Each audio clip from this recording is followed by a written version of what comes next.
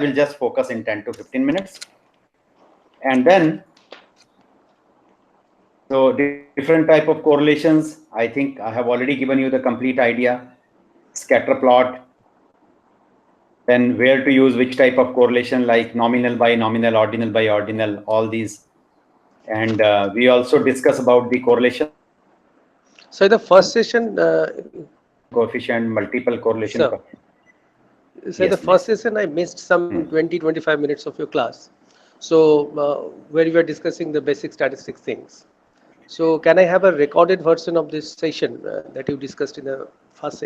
Yes, yes. I think recording will be given to you. Yes.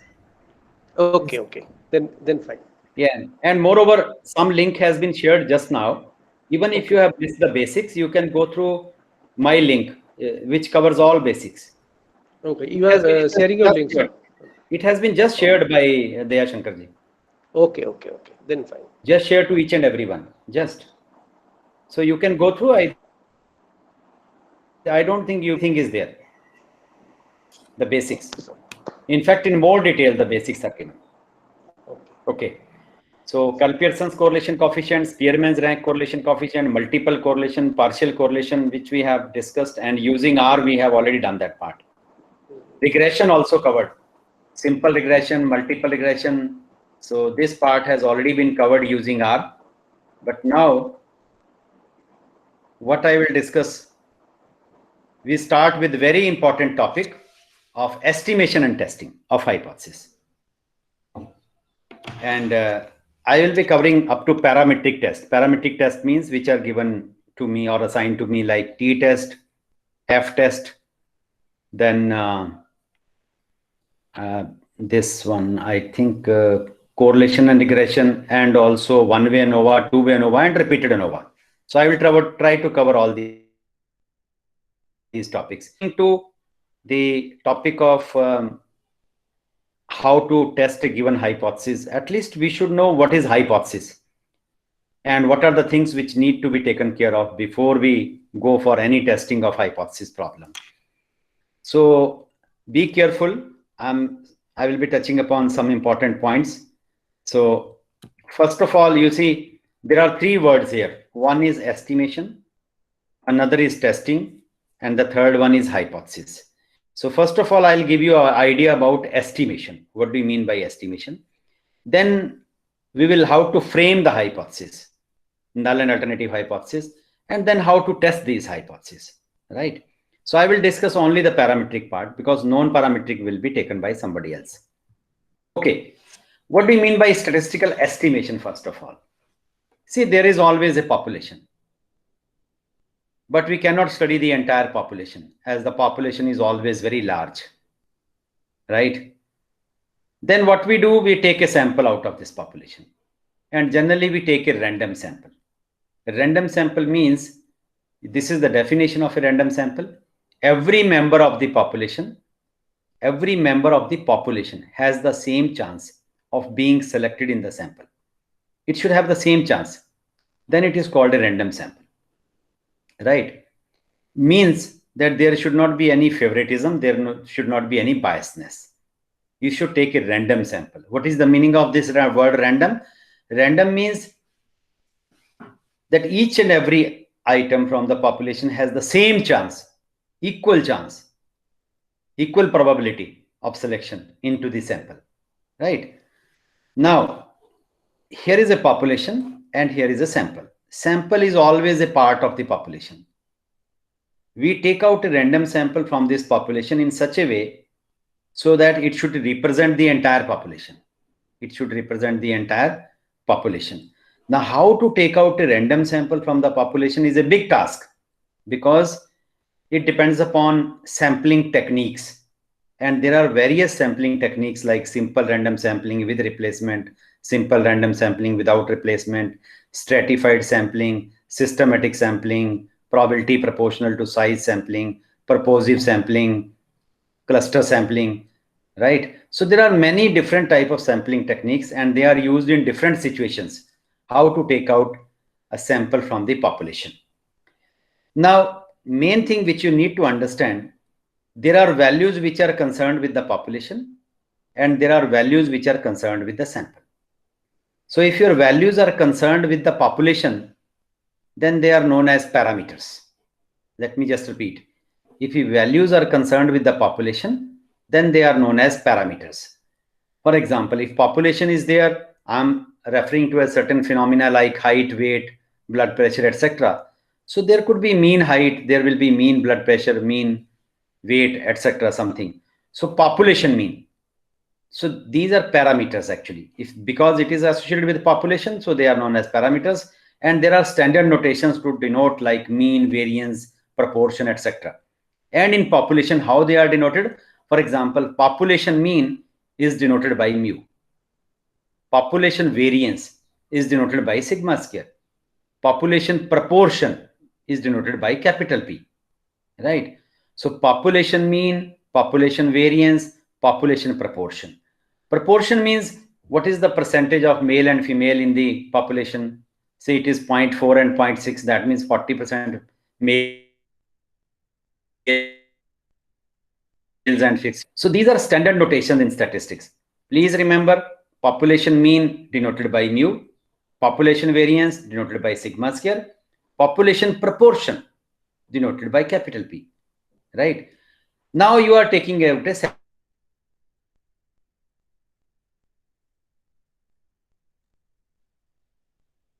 obviously the information about 1000 people is available to you, x1, x2, x 1000. So you can compute its mean, you can compute its variance, you can compute how many males and females are there, proportions, etc., or how many people belong to rural area, how many people belong to urban area. That can be computed. So values which are associated with the sample, that is called statistic.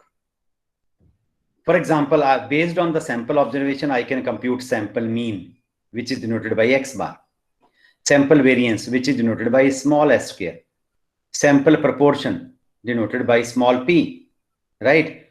So if your sample size is adequate, you have used the appropriate sampling technique, what you will expect? You will expect that this sample mean will be an estimate of the population mean mu. This sample variance, which is s square, will be an estimate of the population variance sigma square. Sample proportion, which is small p, will be an estimate of population proportion, which is capital P, right? So we are referring back basically from sample to the population.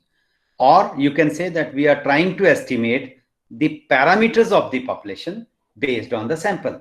And this problem, which is referring back to the population, is basically called estimation, right? So this is what we mean by estimation. How to estimate the parameters of the population based on. Now, hopefully the estimation part is clear. Next question comes, whether these are good estimates or these are bad estimates.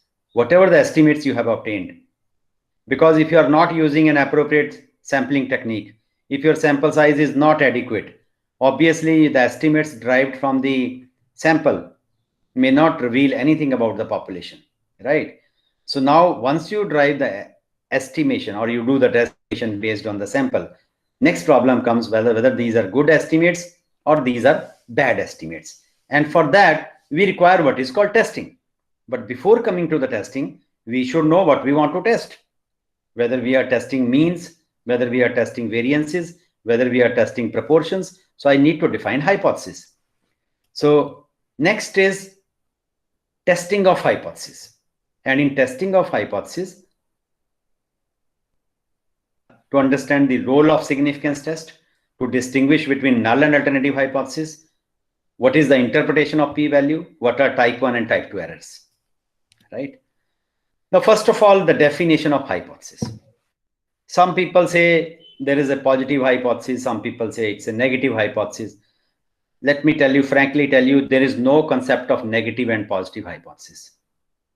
What is an hypothesis? Go for this statement. A tentative statement. Let me just repeat. A tentative statement regarding the population, not regarding the sample, because we have to give an inference about the population. So a tentative statement regarding the population relating to a certain phenomena. Certain phenomena could be height, it could be weight, blood pressure, cholesterol, relating to a certain phenomena in which the researcher is interested, right? Whatever is your interest, and wants to verify on the basis of the sample, and we wants to verify on the basis of the sample. That is the definition of hypothesis. Now, so what is the idea of hypothesis? If you're able to frame the objectives of your study into one or two sentences, that basically becomes your hypothesis. Let me put it more clearly. So there are two types of hypothesis. One is called null hypothesis and other is called alternative hypothesis. So testing of hypothesis involved null and alternative hypothesis, right? So rather than looking at this thing, let me go through example so that you can clearly understand. Let's say somebody want to test that the mean IQ of a certain population is equal to 100. Mean IQ of a certain population is equal to 100. Now, for mean, the parameter is mu. Parameter is mu. So my hypothesis will be null hypothesis. Whatever we want to test, we always put under H0. And under H0, there will be always equal to sign. Remember this thing. I'll prove this also, why we should require equal to sign, right? Null hypothesis is always denoted by H0. So if you are testing the mean IQ, so parameter mean, and parameter in the population for mean is mu. So we want to test mu is equal to mu naught. Mu naught is a certain specified value. In our case, it is 100. If I am referring to, can we say that mean height of this population is equal to 160 centimeter? Then hypothesis will change. I will write mu is equal to mu naught, which is equal to 160 centimeter. If it is relating to weight, say, can we say that mean weight is equal to 65 kg? Then I will write H naught mu is equal to mu naught, which is equal to 65. Or you can simply write mu is equal to 65, right? So this is how to frame null hypothesis. If your hypothesis is not concerning about mean, let's say somebody want to test that the mean, like variance of this population is equal to 5. He was not interested in mean. He was testing in variance. So hypothesis will change and the parameter for variance is sigma square. So I will write H naught sigma square equal to 5, right? If somebody is interested in testing the difference in two populations, let's say one population is having a mean mu1, another population is having a mean mu2. And if there is no significant difference between the two, then hypothesis will be that mu1 will be equal to mu2. So I will write hypothesis that mu1 will be equal to mu. So depending upon the problem, we have to frame our null hypothesis. So that is the first thing which you need to understand. Now for any null hypothesis, there are different kind of alternative hypothesis. Null hypothesis is always one, but alternative depends upon your question, right? For example, one of the alternative could be, if you are saying that mu is equal to 100, then one of the alternative could be, it may not be equal to 100. I mean, it may not be 100. It may not be equal to 100, right? So alternative will be, what is an alternative hypothesis? Any hypothesis which is complementary to the null hypothesis. Let me just repeat. Any hypothesis which is complementary to the null hypothesis is called an alternative hypothesis, right? So here you can see one of the alternative is denoted by H1 or HA, that mu is not equal to 100. Mu is not equal to 100. Now, if I am writing mu is not equal to 100 or mu is not equal to mu naught, then mu could be less than 100 or it could be more than 100. I am not sure, right? If it is not equal to, it could be less, it could be more. That's why this type of alternative where not equal to sign is involved is called two-sided alternative. Then this type of alternative is called two-sided alternative. All right. But sometimes there are experiments where somebody is 100% sure that these are very good students, their mean IQ will, I am 100% sure it will be more than 100. Then the hypothesis, alternative hypothesis will change. And the alternative hypothesis will become that mu will be greater than 100. Or if somebody is 100% sure that these are not very good students, I know that their mean IQ cannot be 100, it will be less than 100. If he is 100% sure. If he or she is 100% sure, then alternative you can write mu less than 100. Now mu greater than 100 and mu less than 100, both of them are one-sided. But to distinguish between greater and less, we call this as greater than. Greater than means right tail, right hand side. So one-sided but right tail alternative. And less than means left hand.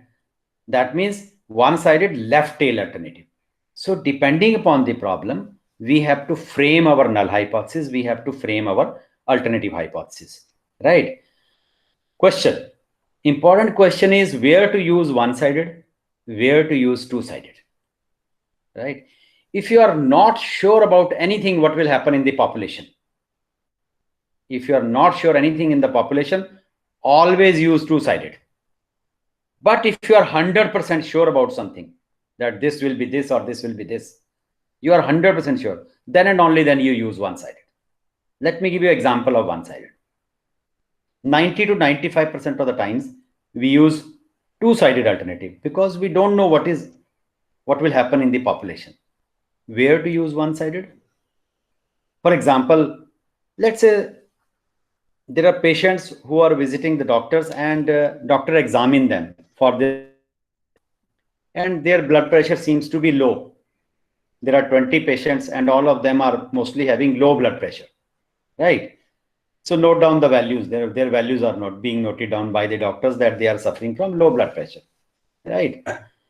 Now, doctor knows that there are standard medicines available in the market for blood pressure. They are available for the last 30, 40 years, very well tested. And he put them on medication for 2 months by prescribing these standard procedures of, there is a blood pressure, medicines are available, right? And call these patients after 2 months. Now, what the doctors will expect? Pressure problem now will at least come to the normal level. So it should increase actually. So he will put that mu is greater than something. And if they are having high BP, doctor, then it should lower down. Hypothesis will be mu less than something, right? So this has to be used only when something you're about 100% sure. Then we use one-sided. Otherwise, we use two-sided. Hopefully, this concept must be clear to you. All right. So once we defined our null hypothesis, alternative hypothesis, please remember, we have one null hypothesis. There could be many alternatives. But as far as testing is concerned, we have to test one null versus one alternative only, depending upon the problem. So either you are testing H0 versus H1 of two-sided, or you are testing H0 versus H1 of one-sided right tail, or you are testing H0 versus H1 of one of the three, not all the three at a time, any one of the three, depending upon the problem. Okay. Now this is the very important part, which is called type 1 and type 2 errors. So look at the green, what is written. No study is perfect. There are always chances of error. Obviously, there are always chances of error, right? So here is the decision. Here is whether it is true or false. So I'm talking of now in terms of H0 and H1. Now, let's say reject H0. Look at this thing. Your decision is reject H0 if H0 is true. What does this mean? Read like this. In this table, read like this. Reject H0 when this is given. That means when H0 is true. Reject H0 when H0 is true. What does this mean? Something is of good quality. H0 is true. Something is of good quality, but it has been rejected. Something is of good quality, but it has been rejected. So it is type 1 error. It's an error. If something is of good quality, but it has been rejected, it is an error. And this type of error is called type 1 error. This type of error is called type 1 error. And it's a very serious error. Let me tell you, this happens generally during the selection procedures. If there is a selection, let's say there are two candidates, one is very good candidate, another candidate which is having slightly pull and push, and the first candidate has been left out and the second one has been taken into because he is having pull and push. So what does this mean? This means error has been done, and this type of error is basically called type 1 error. And a wrong person has been selected. That means the university or the college has to suffer for how many years? 30, 35 years. You cannot throw him out, right? So 30-35 years the person has to suffer. So it's a very serious error, and this type of error is called type 1 error. What is type 2 error? Accept H0 when H0 is false. What is the meaning? Something is of bad quality. So H0 is false. Something is of bad quality, but you are accepting that. Accept H0 if something is of bad quality. And this type of error is called type 2 error. This is type 2 error. And type 2 error is generally occurs in practice. For example, let's say I want to buy apples. I have seen that bulk of apples are there. They are not of very good quality. Not very good quality. But somehow I say I have to take half a kg. How does it matter? I can pick and choose. I make a choice about pick and choose and take half a kg. They were not of very good quality, but still I buy. I consume them and get the food poisoning. And I have to get admitted in the hospital. Doctor charged me 5,000-6,000 rupees. Right? I committed a mistake. That was basically type 2 error. Something is of bad quality and I accepted that. So it's a type 2 error. In economics, the type 2 error is basically called consumer's risk. And type 1 error is called producer's risk. Right?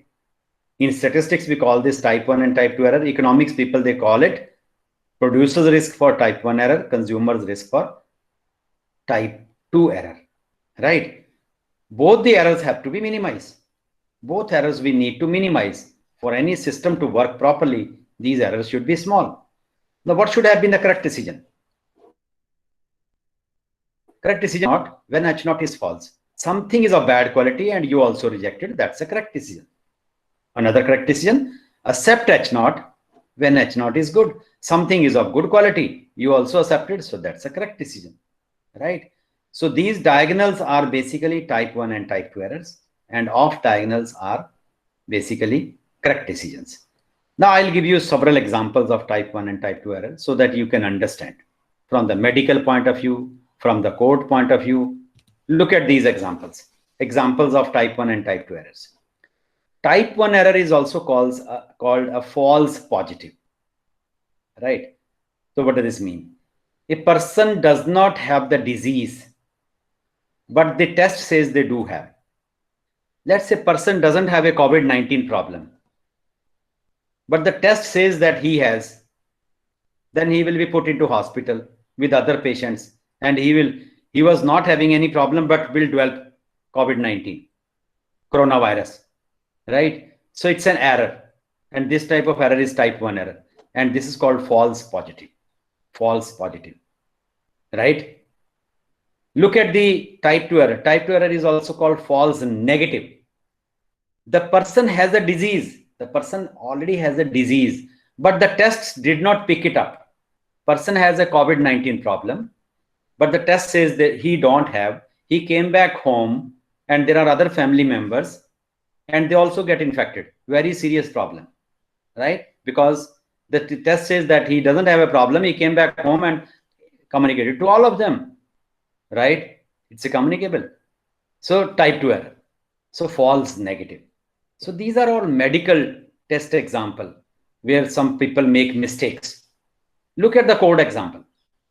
Convicting an innocent person. He doesn't have done any crime, but he has been convicted. Convicting an innocent person is a type 1 error. And not convicting the guilty. Person has done a crime, but he has been the person has been let it off. He has gone to the society. He may kill a lot of people. So not convicting the guilty is type 2 error, right? So all these are examples of court and medical exam.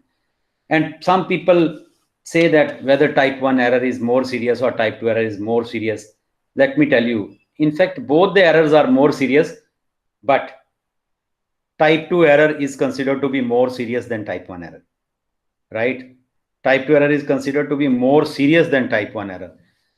You can think of from this example, if one person has a disease, but the test says they do have, he goes to the hospital, only one person is infected, but here many people can be infected, right? So type 2 error is more serious than type 1 error virtually, because it is concerned with consumer.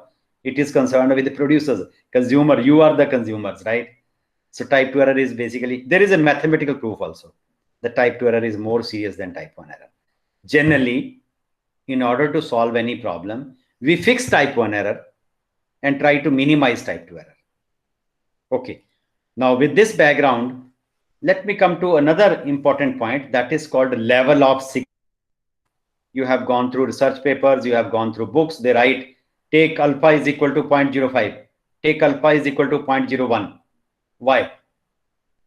What is the meaning? The meaning is this: the level of significance is denoted by alpha, and this is nothing but probability of type 1 error. Probability of type 1 error. Type 1 error is reject H naught. Now, why it is called level of significance? Means you cannot go beyond this level. You cannot go beyond this level. That's why this is called level of significance. Now, if I take alpha is equal to 0.05, what does this mean? This means 5%. 5% is 5 divided by 100 is 0.05. What does this mean? This means that if there are 100 items in a basket and you want to select that basket, whether I should take this or not to take this, then 1 or 2 pieces may be defective. Maybe 3 pieces are defective. Maximum affordable, which you can afford, whether a consumer can afford, maximum allowable error which you can afford is 5%. That means if out of 100, up to 5 are of bad quality, still you can accept that lot. But if it is below, if it is more than 5, definitely you have to reject that lot. Let's say it is a basket with 100 oranges and 40 of them are bad quality. Would you accept that lot? Not at all. What happens? Because their error is more. So maximum, I'm talking of a general manufacturing process, that maximum allowable error in statistics is 5%. You cannot go beyond 5%, right? The less it is, better it is. Let's say I fix alpha is 0.01, very sensitive experiment. That means if 1 out of 100 is of bad quality, still I can accept the lot. This is what it means. Okay. So level of significance has to be fixed in advance, even before conducting the experiment. So this is in your hand, right? Level of significance has to be always fixed in advance, even before conducting the experiment. Sometimes there could be but maximum allowable error is 5%. There could be very, very sensitive experiment. You cannot afford 5%. You cannot even afford 1%. Let's say your problem is of testing of aeroplanes. You are conducting an experiment about testing of aeroplanes. And if I fix 5% error there, that out of the 100 aeroplanes, those who will fly into the sky, 5 of them are low. Who will sit in the aeroplane next day? Nobody will sit in the aeroplane, right? So you have to be very, very careful. There you need to fix your error to be very, very small. Maybe 1 in 1 lakh, maybe 1 in 10 lakh, something like that. So it varies from experiment to experiment. So generally, I'm talking of a general process that maximum allowable error is 5%. Okay. Now then there is a concept of the power of the test. Power of the test is basically beta is called probability of type 2 error. Beta alpha is called probability of type 1 error. Beta is called probability of type 1 error, type 2 error, and 1 minus beta becomes the power. And your power of the test may be less. Suppose you are applying t-test, you are applying f-test, chi-square test, and your power is coming out to be very low for that particular test. The reviewer has objection because your sample size may not be appropriate. They are directly related to the sample size, right? Or you haven't used any appropriate sampling technique. So power has to be good. Generally, any test which is having more than 80% power is considered to be good. Then there is concept of p-value. For the time being, please remember, we fix alpha in advance. Let's say I fix alpha is 0.05. And any test in statistics will give you p-value. Any test. In R, we have seen, while testing correlation coefficient, we get the p-value, right? And there I told you that p-value has to be less than significant. If p-value has to be less than alpha means 0.05, if it is significant, that there is a significant correlation, then correlation p-value must be less than 0.05. Why? I will come to this aspect. For the time being, you remember, smaller the p-value, greater is the evidence against null hypothesis. I will discuss p-value in detail. Just wait for a moment. Okay, so this is the concept of p-value. Basically, your p-value is nothing but area outside the computed value. Area outside the computed value is called p-value. Area outside the computed value. Now, suppose I take alpha to be 5%. And our alternative hypothesis is two-sided. Then I don't know whether this error will be left-hand side or right-hand side. It will be equally distributed. It could be left-hand side, it could be right-hand side. So if it is equally distributed, then alpha by 2, you must compute alpha by 2. Your alpha is 5%, so alpha by 2 means 2.5%. So 2.5% will be on this side and 2.5% will be on this side. If your hypothesis is alternative is of two-sided, right? And this grain area represents 2.5% on either side, right? Then you compute your test statistics. So suppose your value of the test statistics is 2.73. Then this point is 1.96 in standard normal. Now, there is a standard normal table, and it is known from the standard normal table that if I fix alpha is equal to 0.05, then this point from the table will come out to be 1.96, and symmetrical point on the left hand side, because it is just negative, it will come out to be minus 1.96, right? And if you see the area above 1.96 and area below minus 1.96, add the two, it will be 5%. We have already seen it is 5%. That is nothing but p-value.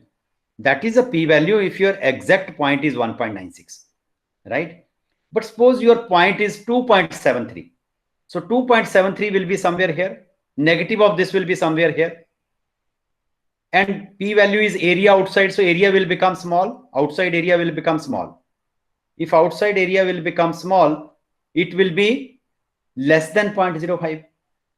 If it is less than 0.05, in which rejection? It is going to the rejection region. So we will reject our hypothesis.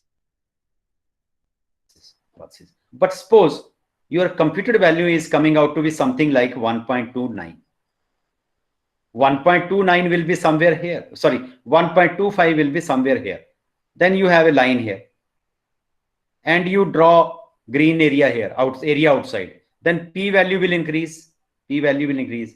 And it will cross 0.05. If it crosses 0.05, it will go into the acceptance region, because this is our acceptance region, right? You cannot reject them. So that is the idea of p-value. So p-value is nothing but area outside the computed value. So आप मोटी बात ये समझ लीजिए कि there is inverse relationship between p-value and computed value. If your computed value becomes large, p-value will become small.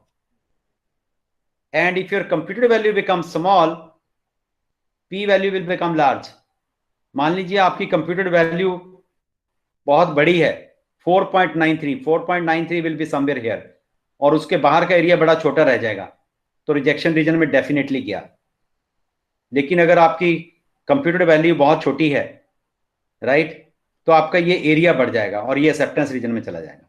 That is the idea of P value. So smaller the P value, greater is the evidence against null hypothesis. Now we come to parametric test and where to apply. See, parametric test we apply under certain conditions, and the most important condition for parametric test is that observation must come from normal distribution. Observation must come from normal distribution. Now, how to check the normality of the data? In the morning, I have drawn two graphs, box plot, histogram. If the shape of the histogram is more or less symmetrical, your data follows normal distribution. And if the median lies exactly in the center of the box, then again it follows normal distribution. But in the morning, we have seen age data. I plotted histogram as well as box plot, and both of them, they were confirming that data is not following a normal distribution, right? That is the first condition. Observation must be independent. The hypothesis, whatever the hypothesis you will frame, that should involve population parameter. Means hypothesis may involve a mean like mu. It should involve like variance sigma square, or proportion like capital P, right? Then we apply parametric test.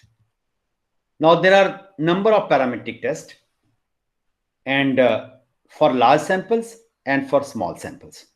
We apply large sample test, and they are in terms of a Z statistics. So Z statistics we apply only when we are concerning with large sample of 2000, 5000, 6000, or maybe anything beyond 100, 200, 300, right? Then we use large sample test. Otherwise we use, if your sample size is 30, 40, or maybe 10, 12, then you cannot apply large sample test.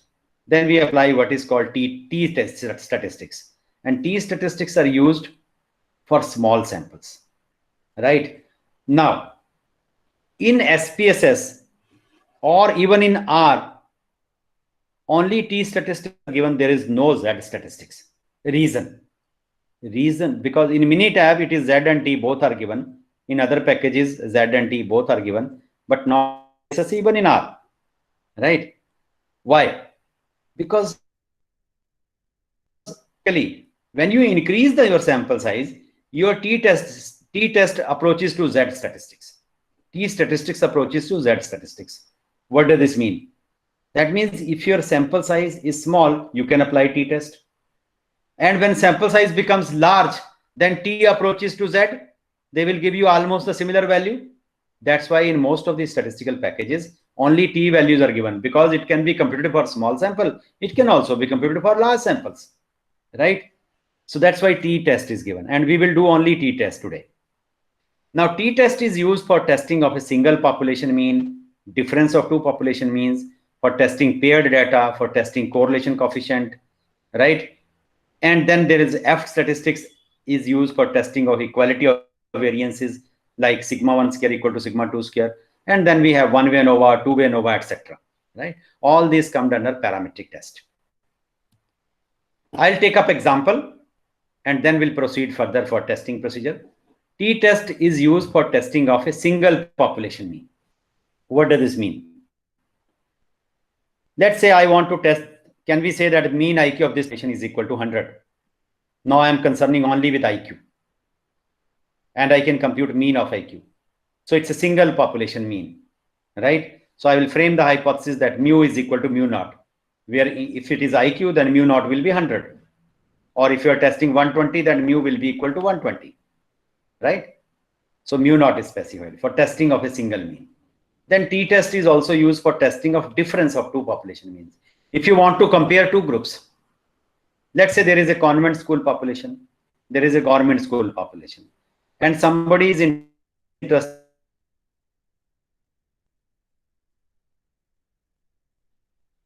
convent school, pick up some students of 10th class at random, give them certain proforma in which questions are there, and then get the scores after evaluation. Then again he goes to government school, pick up some students from the 10th class of the same class at random, and give them the same proforma and evaluate the scores. Now you have two types of scores, one from convent, one from government. If you are expecting that there is no significant difference between the two schools, what you will expect?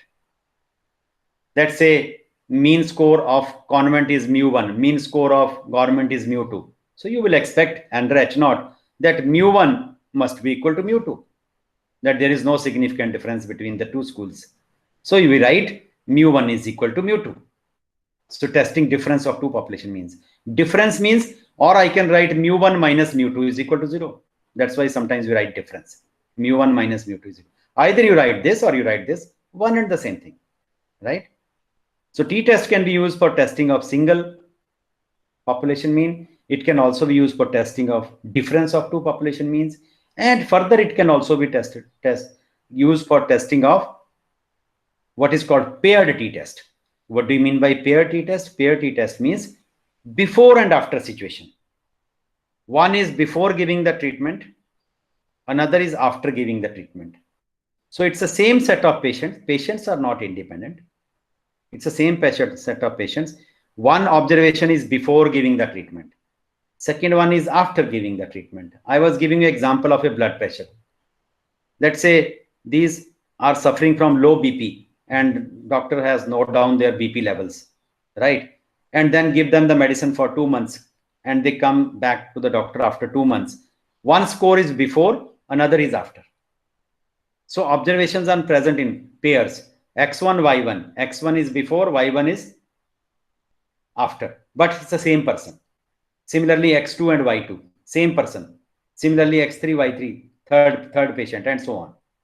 So if you have before and after situation, and I want to see whether the medicine is effective or not, I look at the difference and before and after. If all the differences of before and after are 0, that means the medicine is not effective at all, right?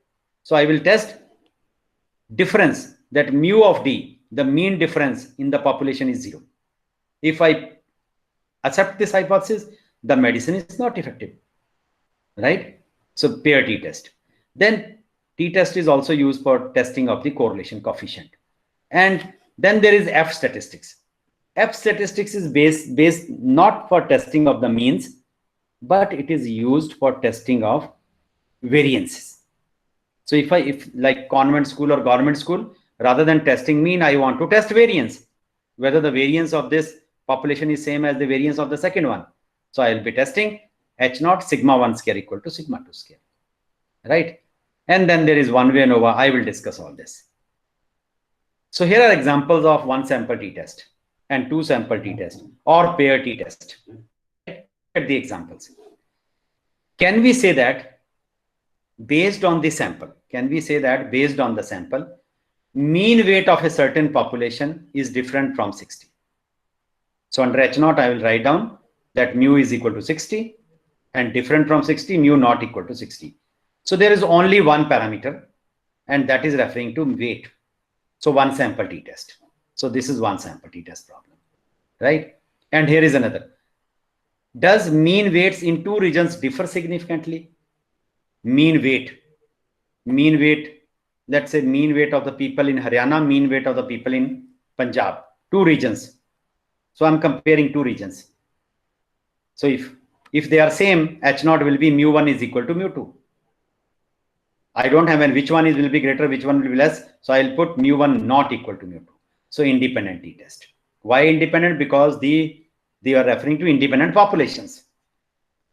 Third, pair t-test. Whether the medicine is effective in controlling blood pressure. So you have X before taking medicine, Y scores after taking medicines, and take the difference, Y minus X. If all the differences are 0, medicine is not effective. So I will put H0, that medicine is not effective means mu D is equal to 0. If I accept this, the medicine is not effective. Against that, it is effective, right? So all these are examples where we can apply one sample t-test, independent t-test, pair t-test. Okay, what are the formula for? I will not go into details of the formula because it will be computed by SPSS, right? So try to look here, the t-test, how we compute t-test. This is the formula for computing t-test. And hypothesis for testing single population mean. So here hypothesis is H0, mu is equal to mu naught. Against that, mu is not equal to mu naught. Here hypothesis is this one, that mu is equal to mu naught and mu not equal to mu naught. Alternative. This, the hypothesis will be this. So what I'll do, I'll take a sample from the population and I have an observation X1, X2, Xn. Now from this sample, I can compute sample mean, that is your X bar. Sample mean can be computed. Sample variance can be computed by using this formula. So I know sample mean, I know sample variance, I know N, how much sample size I have taken. The only thing was mu naught, and under H naught, the value of mu is given to you. Value of mu is equal to 60. It will be specified. It will be mu naught. So under H naught, you can compute everything. X bar is known to you. Mu naught will be 60. S square can be computed from the data. N is given. Everything is known. You will compute the value of T. And this will be having T distribution with N minus 1 degrees of freedom. Why not N? Because the definition of degrees of freedom is degrees of freedom. Maybe you can write down, please, definition of degrees of freedom. Degrees of freedom are nothing but the number of independent observations. The degrees of freedom are nothing but the number of independent observations which form FORM, which form the statistic minus MINUS, minus the number of restrictions. Minus the number of restrictions. Let me just repeat. Degrees of freedom are nothing but the number of independent observations which form the statistic minus the number of restrictions. Right? Now there is one restriction actually. We are subtracting mean. While computing variance, we are subtracting mean from every observation so that it should come back to the center. So because of this restriction, the degrees of freedom are reduced by 1. Otherwise, the number of independent observation from which you have computed x bar is n. But degrees of freedom are n minus 1 because one restriction that you have subtracted x bar from every observation. So degrees of freedom are nothing but number of independent observations minus the number of restrictions, right? So n minus 1. Or you just look at what is the divisor here. Whenever we compute population variance, we divide by 1 over n. But when we compute sample variance, we always divide by 1 over n minus 1 because it is based on degrees of freedom. And there is in statistics, it is an unbiased estimate. If we take the expected value of S square, it will come out to be sigma square. So it's an unbiased estimate of sigma square, right? So we substitute all the values here. S square is this, n is here, mu naught, everything is known. I can compute t, and based on t, you will get p value. And you just have to see whether your p is less than 0.05, right? So that is a single sample problem. Then we come to independent t-test. The formula is little bit changed. Let's say I take two groups of people. One group of people, they are placed on pizza diet. They are taking pizza diet. And another group is placed on normal diet. And we want to compare them, right? So two types of diets, one pizza diet and one normal diet. They are given for 1 week. Every day they are given pizza. And other group is given normal diet. And we are looking at that what is the gain in weight after 1 week, right? Whether there is a significant difference in pizza diet or normal diet or not in terms of weight gain, right? So basically I am testing that weight gain pizza diet is equal to weight gain normal diet, or I am testing mu1 is equal to mu2 if there is no weight gain, but against the alternative that there may be, right? Not equal to. So it's a two sample problem because two independent. And for that, the test statistics is this. You take a sample from the first one, you take a sample from the second one, that is n1 plus n2, n1 and n2, right? Then you can take the mean of the first one, x1 bar, mean of the second one, x2 bar.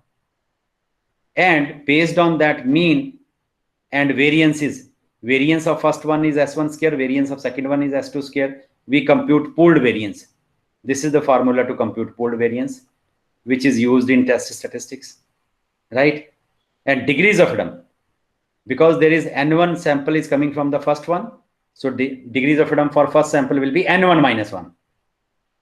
Second sample, n2 minus 1. Add the two, n1 plus minus 1 plus n2 minus 1. So it will be n1 plus n2 minus 2. So they will be the degrees of freedom for independent t-test, right? And it is computed under H0. It is computed under H0 by assuming that mu1 is equal to mu2. So this is the formula for independent t-test. Then there is formula for pair t-test. For pair t-test, we are testing that there is no before and after situation. Di is equal to yi minus xi, pre and post.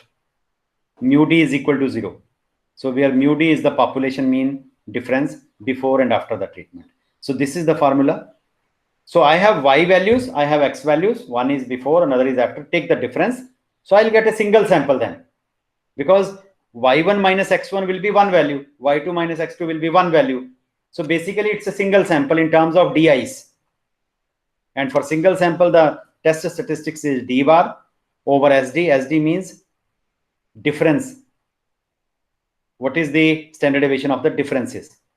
Divide by under root of n. So we use this to test statistics. There will be p-value, and we just have to check whether p-value is significant or not. So virtually, you are getting all di values, d1, d2, d3, dn, compute d bar, compute their standard deviation, and substitute in this formula. Under h naught mu d will be 0, right? And then p-value will appear, and you have to check whether p is less than this or more than this. Since there is only one sample, one pair of observations with n observation, so degrees of freedom will be n minus 1. All right. And where to use t-test, I have already given you. So before coming to the analysis of variance, in next 10 minutes, I will give you a practical demo how to test one sample t-test, two sample t-test, and pair t-test. Yes, please. If you have any questions, I'll go for the practical demo. If you have any questions, please ask me. Any question up to this? Any question? Sir, what is the minimum number of observation we needed in large sample test? Beyond 30. Any sample which is considered to be more than 30 is considered to be a large sample. Okay. Yeah. Any other question, please? Any other question you want to ask? Yes, please. Any other question? Anybody? Sir, for Yeah, degrees Shukla.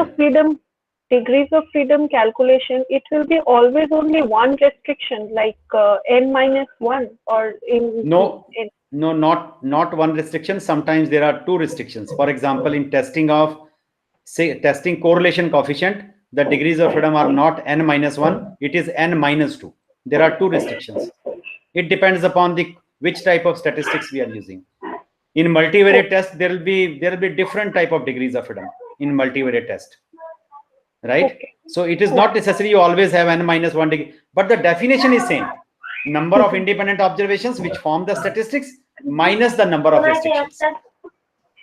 Yes, please. Okay. Yeah. Any other question? Any other question? No question? So should I proceed? Yes, sir. Okay, I'll proceed with the demonstration then. And be careful, it is very simple task. You will not have to do any programming, no command. It's very simple. It's written one sample t-test, two sample t-test, pair t-test. You just have to follow the instructions. Just see. I'll take up some data sets which are already with me. Let me take one sample t-test first of all.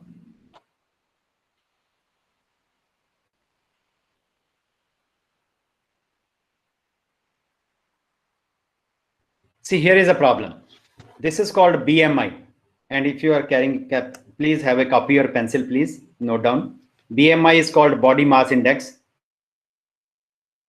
and weight. So its formula is BMI is equal to weight in kg divide by height in meter and square that quantity. For example, height in meter, not in centimeter. For example, if weight is, let's say, 60 kg and height is 1.57 centimeter, sorry, 1.57 meter, right? Not centimeter. Then BMI of the person will be 60 divided by 1.57 square. You compute this, you will get BMI, right? And if the BMI is roughly less than 20, roughly, otherwise the cutoff point is 18.5, but let me take roughly. If BMI level is less than 20, the person is underweight. If it is between 20 to 25, it's a normal person, normal BMI level. If the BMI is between 25 to 30, the person is overweight.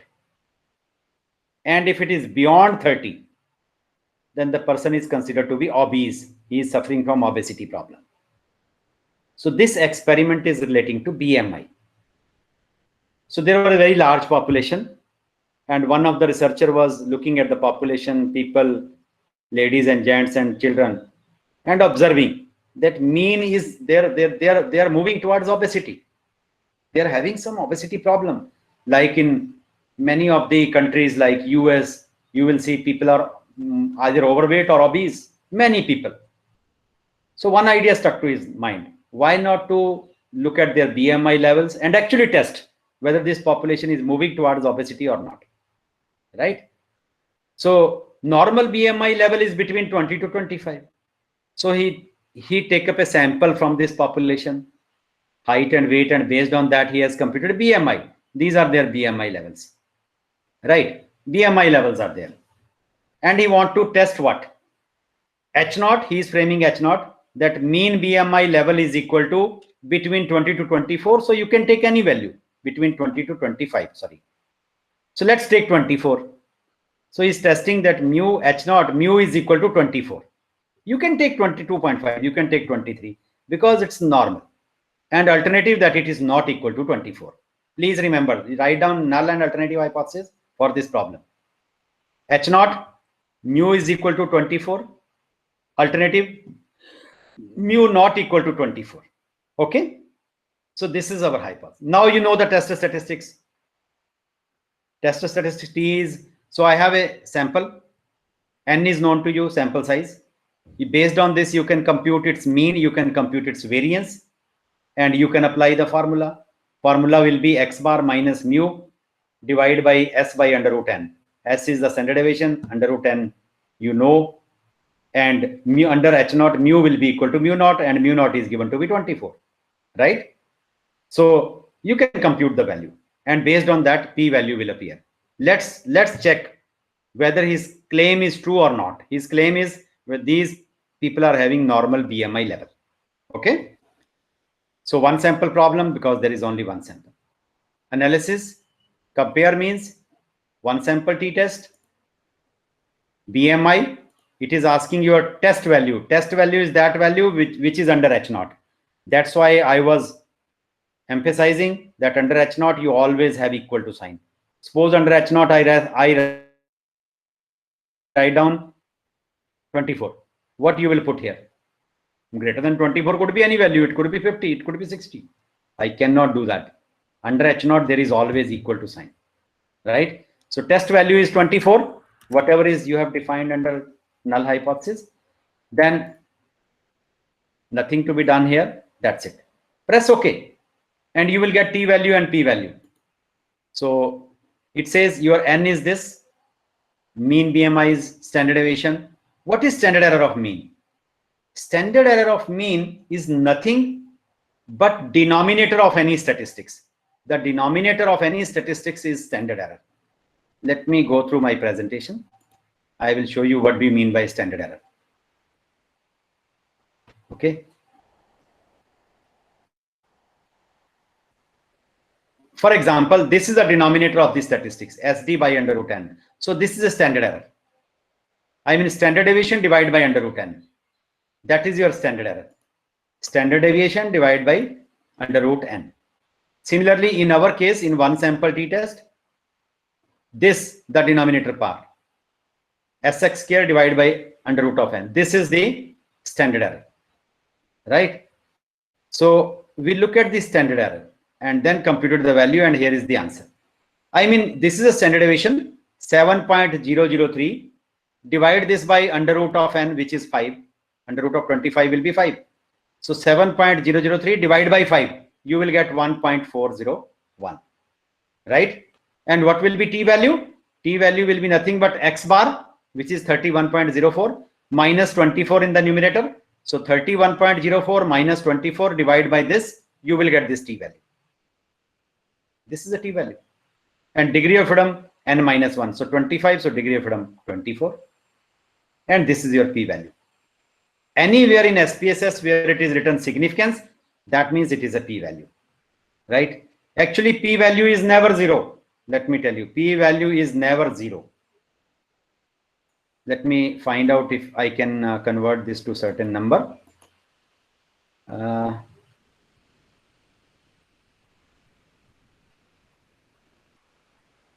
Cell properties, size, normal, format value, number, decimals. If I increase, let's say I make this 20 decimals and check what is actually value. You see, p-value is never 0. Actually, this is the p-value, but SPSS give you only up to 3 decimals. So anywhere it is written 3 decimals, you can write 0.0001. Just put 1, right? So p-value is never 0, never. Please remember this thing. Although in the original table it was looking at 0, but do not write 0 in your research paper. If it is written 0.000, put 1. So your answer will be p-value is equal to 0.0001. That's it, right? So now p-value is less than 0.05, and anything less than 0.05 will go into the rejection region, because area outside will be less. P-value is more. It is beyond 1.96. P-value will be more. Area outside will become less, and that's why p-value is less, right? P-value is nothing but area outside. So green area will become less. More the t-value, green area will be less. Smaller the t-value, green area will become large. And you're just comparing with 0.05. So it is less than 0.05, so you will reject your hypothesis. So that means mu is not equal to 24. That means these people are not having normal BMI level. Now question is whether they are underweight or overweight. Go through the mean. This is mean. It says mean is 31. And 31 is beyond 30. And beyond 30 is overweight problem. So your conclusion is definitely this population is moving towards obesity. Definitely this population is moving towards obesity. So that is the idea of the whole experiment, right? So one sample problem we have discussed. Now we come to 2 sample problem. So I'll take up another data set and discuss 2 sample problem.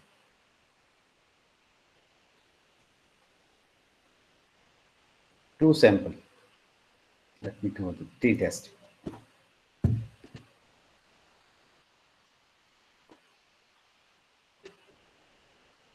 Okay.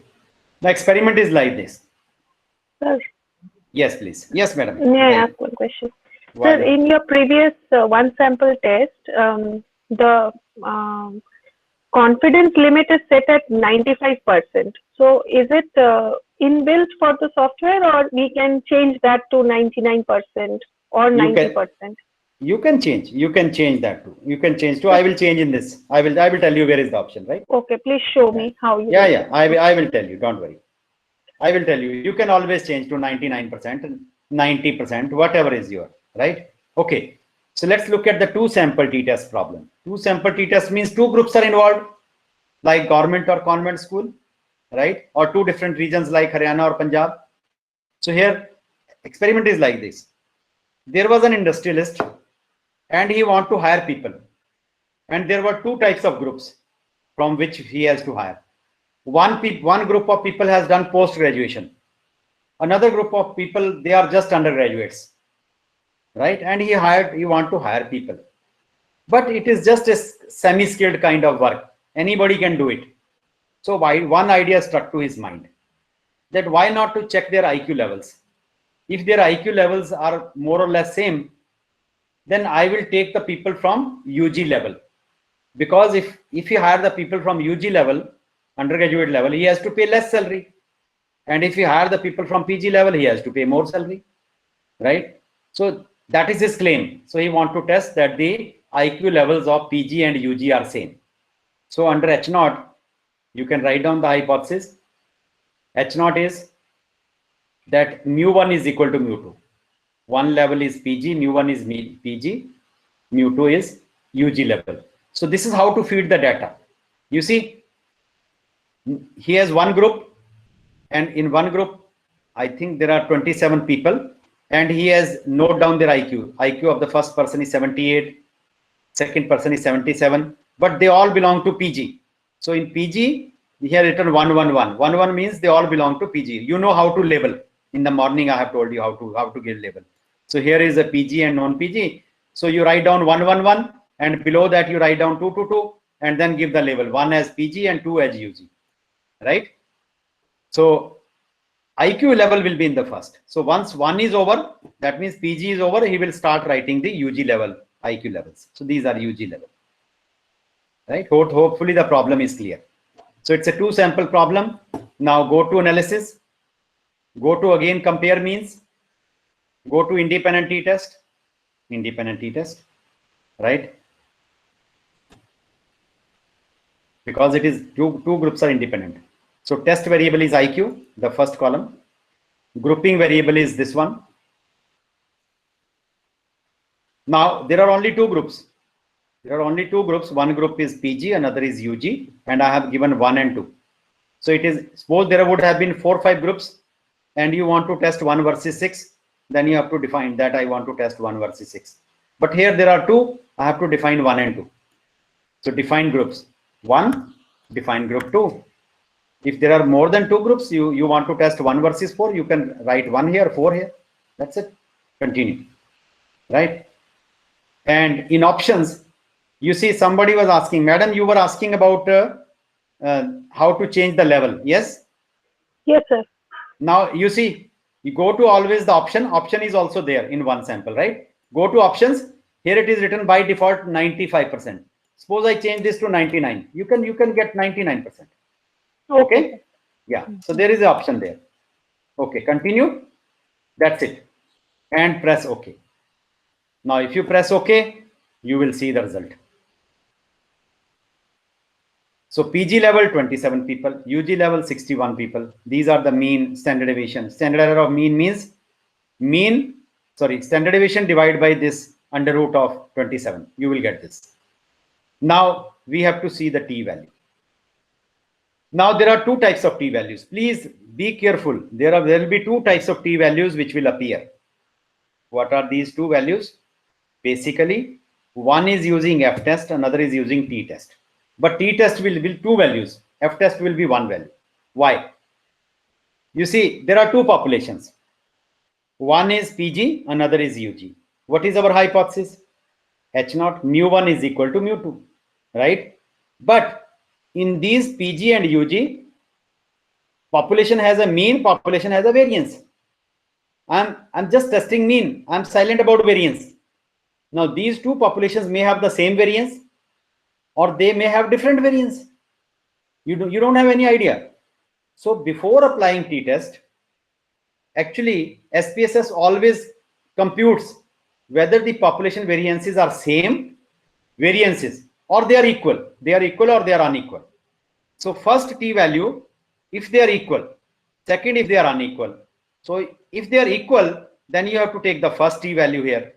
If they are unequal, then you have to take the second t value. And how to decide? Basically, this F will decide. Because F test, I have told you that it is testing for sigma 1 square H0, sigma 1 square equal to sigma 2 square.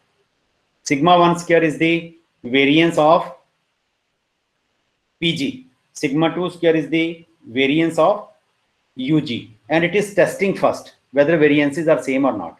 Now you see, testing this hypothesis, this is its p-value. So its p-value is more than 0.05. More than 0.05 means you cannot reject H0. H0 has to be accepted. And what is under H0? That the variances are equal. And t value has to be computed by assuming that variances are equal. Suppose this would have been significant. Then you should not take the first t value. You must take the second t value. If it is non-significant, take the first t value. If it is significant, take the second t value. Right? Hopefully this point should be clear to you. And this is a p-value. So we will take the first one. This is a p-value. Again, it is less than 0.05. So hypothesis will be rejected. If hypothesis will be rejected, that means whatever he was thinking, that the IQ level of PG and UG are same. So that has been rejected. That has been rejected means there is a significant difference between PG and UG level. Right? So whatever he was thinking is not true. Now question is, which one is better? Go through the mean. Mean of PG is 95. Mean of UG is 79. Which one is better? PG is better. So he was thinking that if I hire people from UG, he will save money. That was absolutely wrong assumption. So he has to hire people only from PG group. He cannot save money basically, right? That is the entire crux of this problem. This is a 2 sample problem. Now we come to the last problem of T, and that is, then I'll give you a break. Just give me 2 minutes. Paired t-test. Paired t-test. So here is paired t-test. Before and after situation. See, these are the values before giving, these are the scores before giving.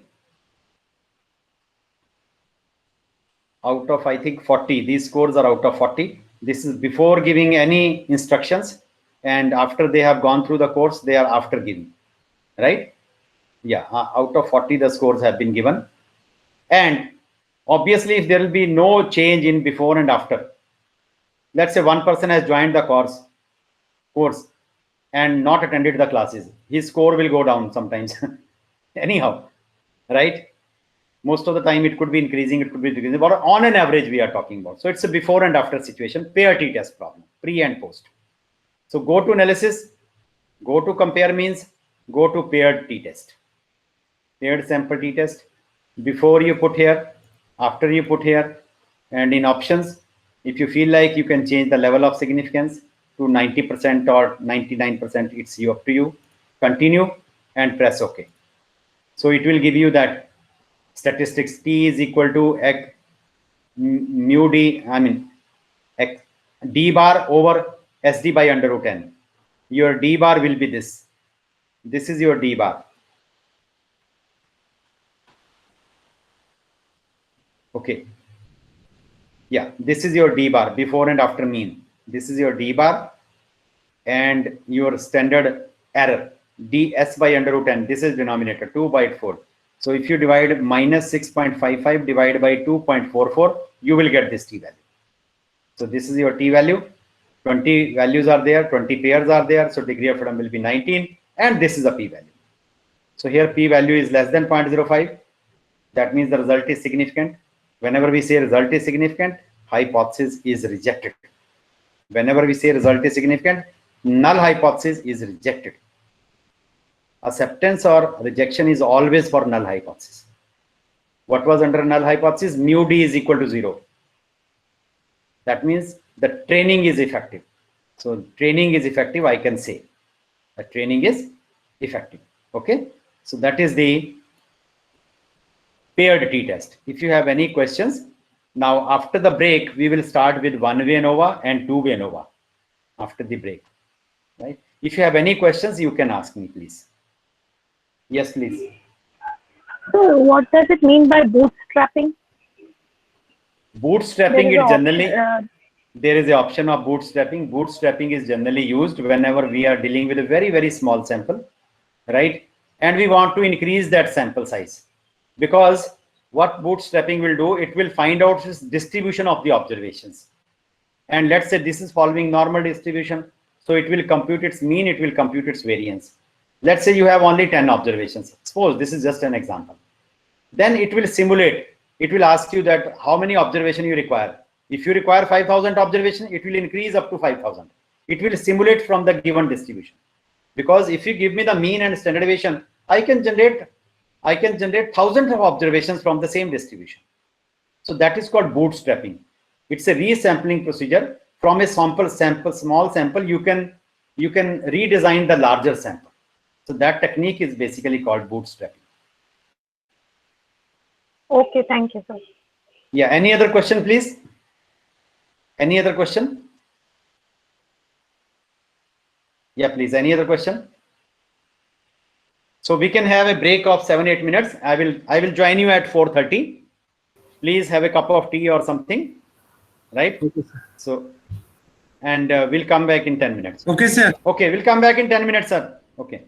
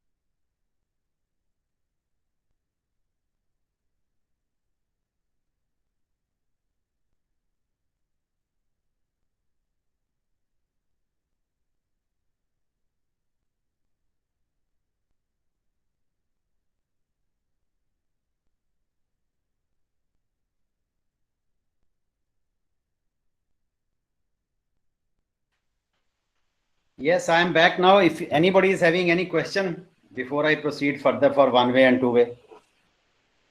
Yes, please.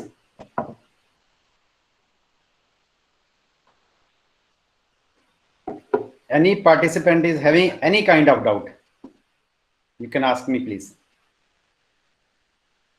Any doubt?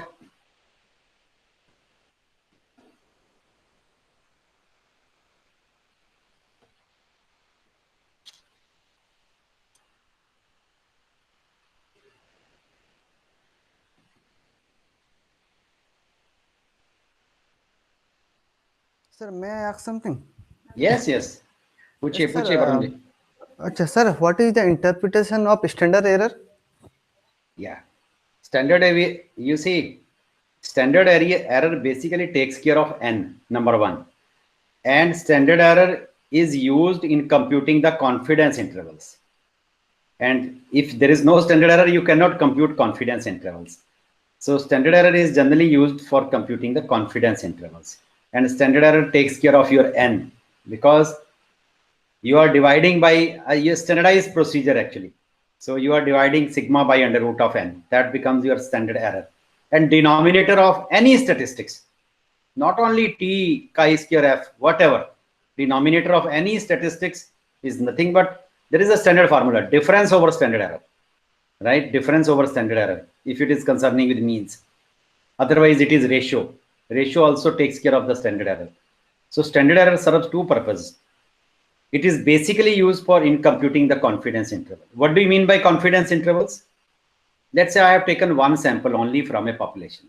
Somebody can take another sample from the same population. Somebody can take the third sample from the same population. Another person can take, you are 15, 20 participants, you can take 20 different samples, right? And in 20 different samples, you can, somebody can reject the hypothesis, somebody can accept the hypothesis. Let's say 10 people reject the hypothesis and 8 people accept the hypothesis. What is the final conclusion? Nothing. So that's why it's better to always look for the confidence intervals.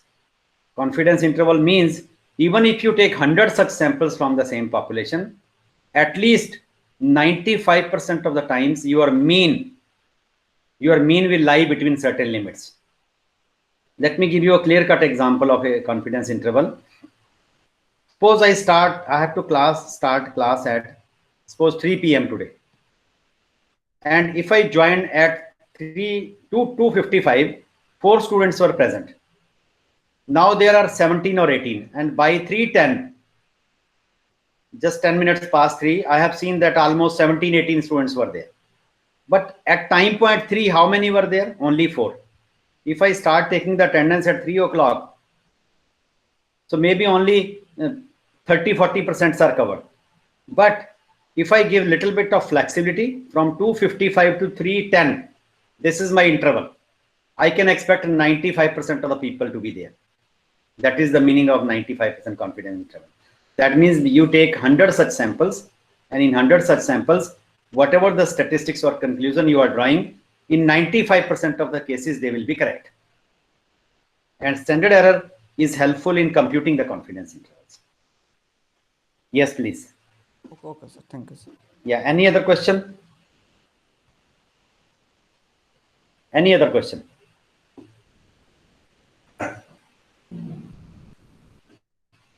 Any other question? No question? So let me just move on to now analysis of variance. And so I have already discussed about independent t-test, pair t-test, all these things. Now let me go for analysis of variance. Please try to understand the concept of analysis of variance. There are two types, in fact, 3 types, which will be covered today. One is one sample t-test, another is, sorry, not t-test, one-way ANOVA, then there will be two-way ANOVA, and then repeated ANOVA, right? Generally, this repeated ANOVA concept is not covered in any workshop, but I'll cover today, the repeated ANOVA. Okay. First of all, one-way ANOVA is an extension of t-statistics. It's an extension of t-test. In t-test, you can maximum compare only two groups, government or convent, PG and non-PG. You cannot compare three groups. Let's say I want to compare three groups or four groups or five groups. I cannot apply t-test. You can apply t-test by taking any two at a time, 1 versus 2, 1 versus 3, or 2 versus 4, something like that. But I want to test all of them together. That means if there are k groups, then I want to test H0, that mu1 is equal to mu2 is equal to mu3 dash dash is equal to mu k. And now I'm testing k means together. And if you're testing k groups together, then it becomes what is called ANOVA. ANOVA is an extension of t-test, particularly one-way ANOVA, right? Now, what is this technique? So analysis of variance is a technique which partition the total variation present among the set of observations into number of components. Let me just repeat. Analysis of variance is a technique which partition the total variation present among the set of observations into number of components, right? In one-way analysis of variance, the total variation is partitioned into two components. In two-way analysis of variance, it is partitioned into three components, right? And the systematic procedure of achieving this is called basically ANOVA and called analysis of variance, right? So in analysis of variance, if rather than testing only, if I'm testing mu1 is equal to mu2, it is just t-test. But I want to test mu3 up to mu k number of groups, right? Then it becomes one-way ANOVA. Then it's a problem of one-way ANOVA where there are k number of groups. Let me give you a very simple example of one-way ANOVA. Suppose whenever we go to a market to buy, let's say, tubes or bulbs, we always have some brand in mind that I will go for Philips or I'll go for Bajaj or I'll go for Samsung or something like that, right? Why? Because we want to buy that brand which is having the maximum life length. Yes or no? We want to buy that brand which is having the maximum life length. Let's say there are 4 or 5 brands available and I want to buy tubes. There is a Philips, there is a Bajaj, Sylvania, Lakshman, Crompton, Samsung, right? Other tubes, many tubes are available. Now, if the mean life length on an average is same for all, if the mean life length on an average is same for all, and H0, yeah, I take mu1 is equal to mu2 is equal to mu3 and mu k, and I accept this hypothesis that the mean life length of all the brands is same, then you are safe. Go to market, buy any brand, because mean life length is same. So you can buy any brand. Your experiment is over. Nothing to be done, right? But suppose I reject this hypothesis. If you reject this hypothesis, there may be differences in brands. Now, two important questions will come. Number one, which brand is better? Which brand is better? Then followed by which other brand? Let's say I am unable to buy the first one, at least I can buy the second one or the third one. If first one is very costly, I can go for the second one, right? And answer to this is given by what is called post hoc analysis. Post hoc analysis will give you a multiple comparison. So if there are 3 groups, it will compare 1 versus 2, 1 versus 3, and then 2 versus 3. If there are 4 groups, it will make 6 combinations, 1 versus 2, 1 versus 3, 1 versus 4, then 2 versus 3, 2 versus 4, and then finally 3 versus 4. And this is called post hoc analysis. But please remember, post hoc analysis has to be carried out only when H0 is rejected. Otherwise, there is no need for post hoc. You can go to market, buy any brand if the mean life length is same, right? Okay. So this is our model of one-way ANOVA. What is this model actually? Suppose there are k treatments with n1, n2, nk number of observations. And Yij is equal to mu plus alpha I plus Eij. What is this Yij? Your Yij is a response variable. Yij is a dependent variable or response variable.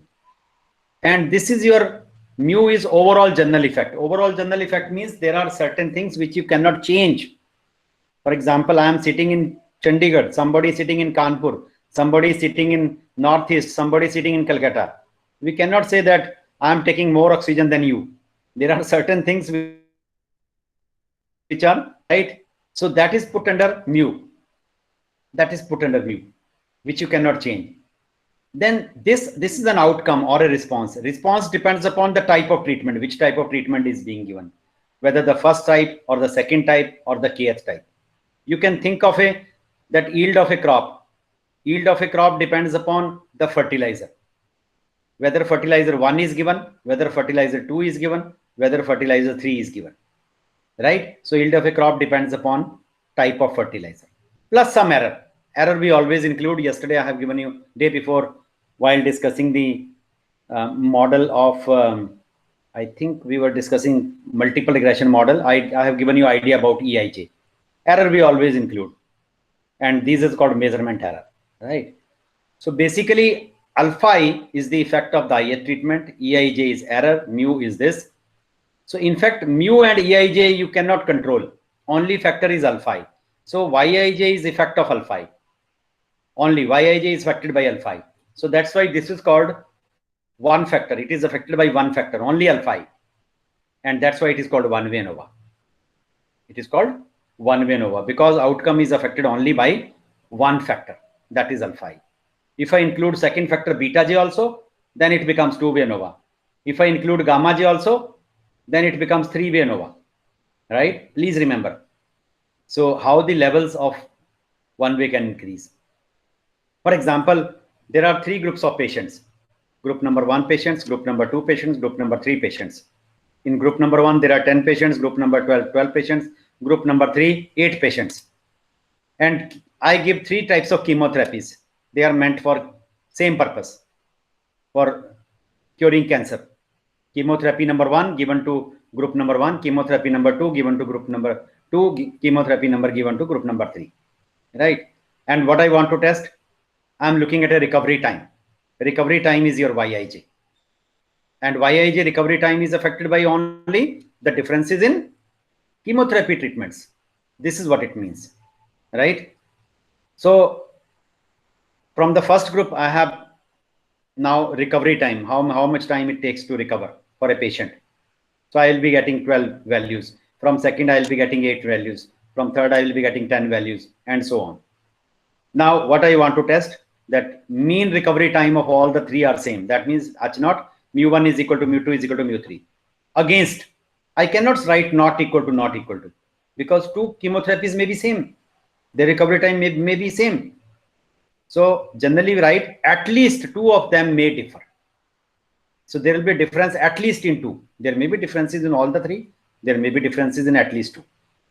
You follow my point? That will be alternative, right? So that's why we use one-way ANOVA.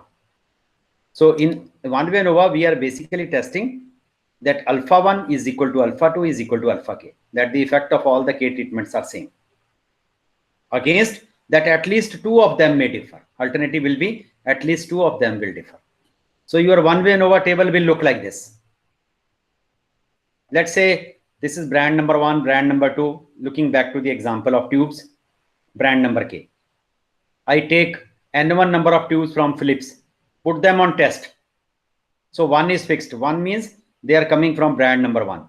And how many tubes I have taken from brand number 1? 1, 2, N1. So N1 number of tubes from brand number 1. Similarly, 2 is fixed. That means they are referring to brand 2 and 2. N2 number of tubes from brand number 2. And K, kth brand is having NK, 1 to NK. Total will be N1 plus N2 plus NK. Total is N. So I have taken N tubes. They are divided into N1 here, N2 here, NK here. Hopefully you follow this example, right? So what is Y11? This column is referring to, let's say, Philips.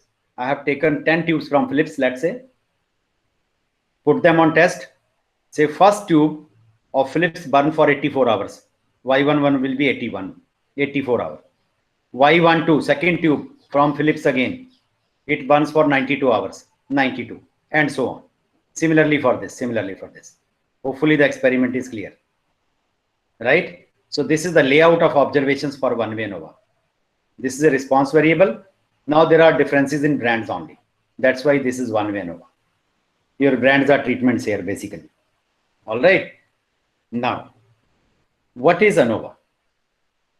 There will be a variation present in the data.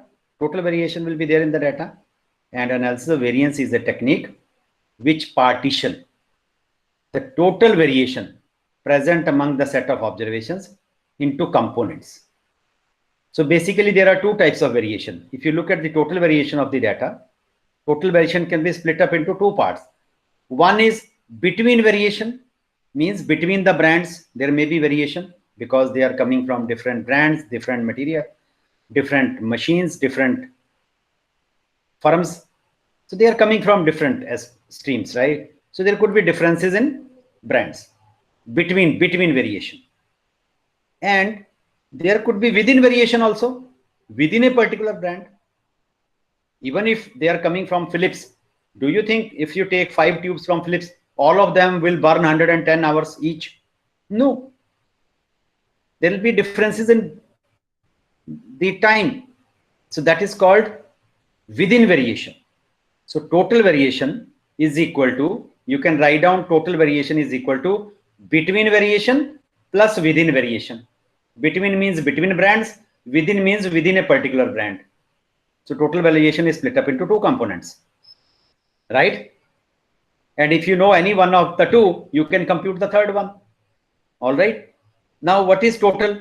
Your total number of observation is n. So degrees of freedom for total will be n minus 1. How many brands are there? K brands. So degrees of freedom for between will be k minus 1. And within I can compute just subtracting. So t minus 1 minus k plus 1. So you will get n minus k. So n minus k will be degree of freedom for within. Now which variation will be more? Between or within? Common sense says that between variation will be more. Because within means they are coming from the same brand, same machine, same person is operating. So likely to be as compared to between. So within is sometimes also called error. The within variation is also called error. So you will get this type of table actually. Final table will be this. Total variation. This is a total variation which is called TSS. Total sum of squares. It will be a sum of two components. One is between variation.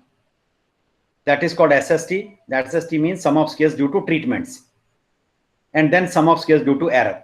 So within is called error.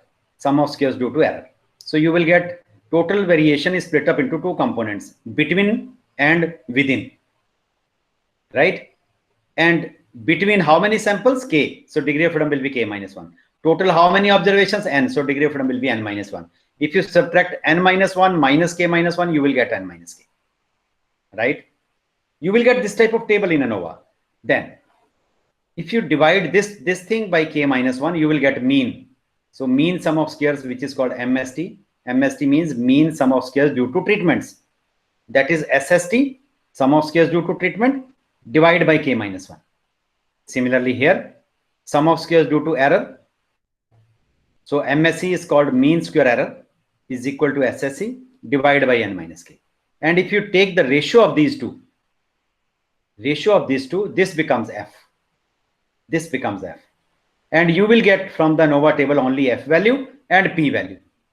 So you just need to check whether your P value is less than 0.05 or more than. If it is more than 0.05, that means there is no significant difference between the mean life length of brands. You go to market, buy any brand. Experiment is over. But suppose if P value is less than 0.05, hypothesis will be rejected. That means there are significant difference between brands. Now you want to test which one is better. First one is better, second one is better, right? So answer to this is given by. So this is one-way ANOVA. Yes, please. Any question in one-way ANOVA? If you have any question in one-way ANOVA, I will give you the demonstration then. Yes, please. Any question in one-way ANOVA? Or is it clear? Anybody? Varun or anyone? No, sir, it is clear, sir. Okay. So I think the one-way ANOVA is clear. Let me go to the theory of two-way ANOVA, then I will give you the demo. Let's say two-way ANOVA. As I mentioned that in one-way ANOVA, there is only one factor. That was effect of treatments. But in two-way ANOVA, there will be effect of two factors simultaneously. Let's say yield of a crop. Yield of a crop depends upon two factors. Type of fertilizer used, type of seed used. On one side, you have type of seed used. On other side, you have type of fertilizer used. And you are looking at a yield of a crop. So yield of a crop depends upon two factors. Type of fertilizer used, type of seed used. So it becomes two-way ANOVA. So two-way ANOVA is an extension of one-way ANOVA, where one more factor is included. Hopefully, this makes sense to you. So two-way ANOVA is an extension of one-way ANOVA, and two-way ANOVA comes because each item is classified into two ways as opposed to one way. For example, one-way classification might be gender, male, female, political party, religion, race. And two-way classification may be gender and political party, gender and race, religion and race. Right? So here will be the output. So model will be extended. You see Yij is equal to mu, which is the overall general effect. Alpha I effect of the ith, let's say fertilizer, jth seed. So alpha I plus beta j plus Eij. So here we have to write down two null hypotheses. It is not necessary we always write down one null hypothesis. Here we have to write down two null hypotheses. Let's say this is the effect of different type of seeds. I am using P different type of seeds, A1, A2, AP. And these are fertilizers, Q different type of fertilizers, B1, B2, BQ. For example, this is the yield of a crop. You have in quintals, I note down. Y11 means how much quintals have been produced from this particular field where the type of seed was A1 and type of fertilizer was B1. And how much quintals of wheat has been produced when type of seed was A2, but type of fertilizer was B1, and so on. Right? So I'm testing two hypotheses. One is concerning, is there any significant difference between the seeds? Alpha 1 is equal to alpha 2 is equal to alpha p. Or is there any significant difference between the fertilizers? Beta 1 is equal to beta 2 is equal to beta q. So basically you will get two F values. One F value will be F1, another is called F2. So here the total variation present among the set of observation is partitioned into three components. One is between type of seeds, variation between type of seeds. Another will be variation between fertilizers. And third will be within. So total variation is split up into three components. And what are the total number of observations here? P from here, Q from here, total number of observation will be PQ. So total degrees of freedom will be PQ minus 1. How many A levels you have? P. So for degrees of freedom will be P minus 1. How many levels of Q you have? B levels? Q. So degree of freedom for this will be this. And the total is split up into now three components. Between A levels, between B levels, and error. Right? So this you will get this type of table in two-way ANOVA. Then there is no need to compute this. This is just by subtraction. Because this will be known to me, this will be known to you, total minus this plus this, you will get this thing. Similarly here, PQ minus 1 minus P minus 1 plus Q minus 1 in bracket, you will get P minus 1, Q minus 1. Then again you find out the mean sum of squares. MSA means mean sum of squares due to levels of A. So this will be mean sum of squares due to A. It should be A actually. SSA divided by P minus 1. This should be SSB divided by Q minus 1. And MSC is again mean square error. P minus 1, Q minus. So then you divide this by error and this by error. You will get F1. MSA divided by MSC. Always have to divide by MSC. That is your standard error basically. The denominator is standard error. And MSB divided by standard error. So this value will test this hypothesis. Second F will test this hypothesis. And further you have to apply post hoc if any one of these is coming out to be significant. If both of them are non-significant, that's all. There is no difference between seeds. Sorry, there is no difference between fertilizers. But if fertilizers are significant, apply post hoc for fertilizer. If seeds are significant, so that is two-way ANOVA. Yes, please. Is this clear? One-way and two-way ANOVA. Hello.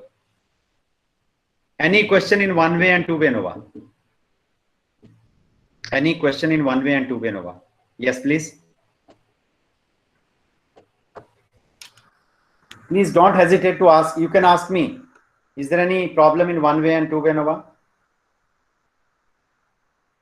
Hello? Yes or no? Yes, please. No, sir. Chaliye. Let's go for the demonstration part then. And I'll give you a demo of one-way and two-way ANOVA.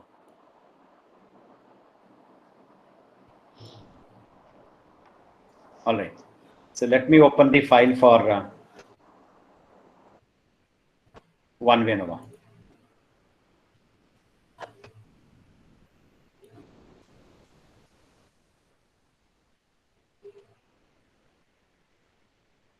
So here is one-way ANOVA.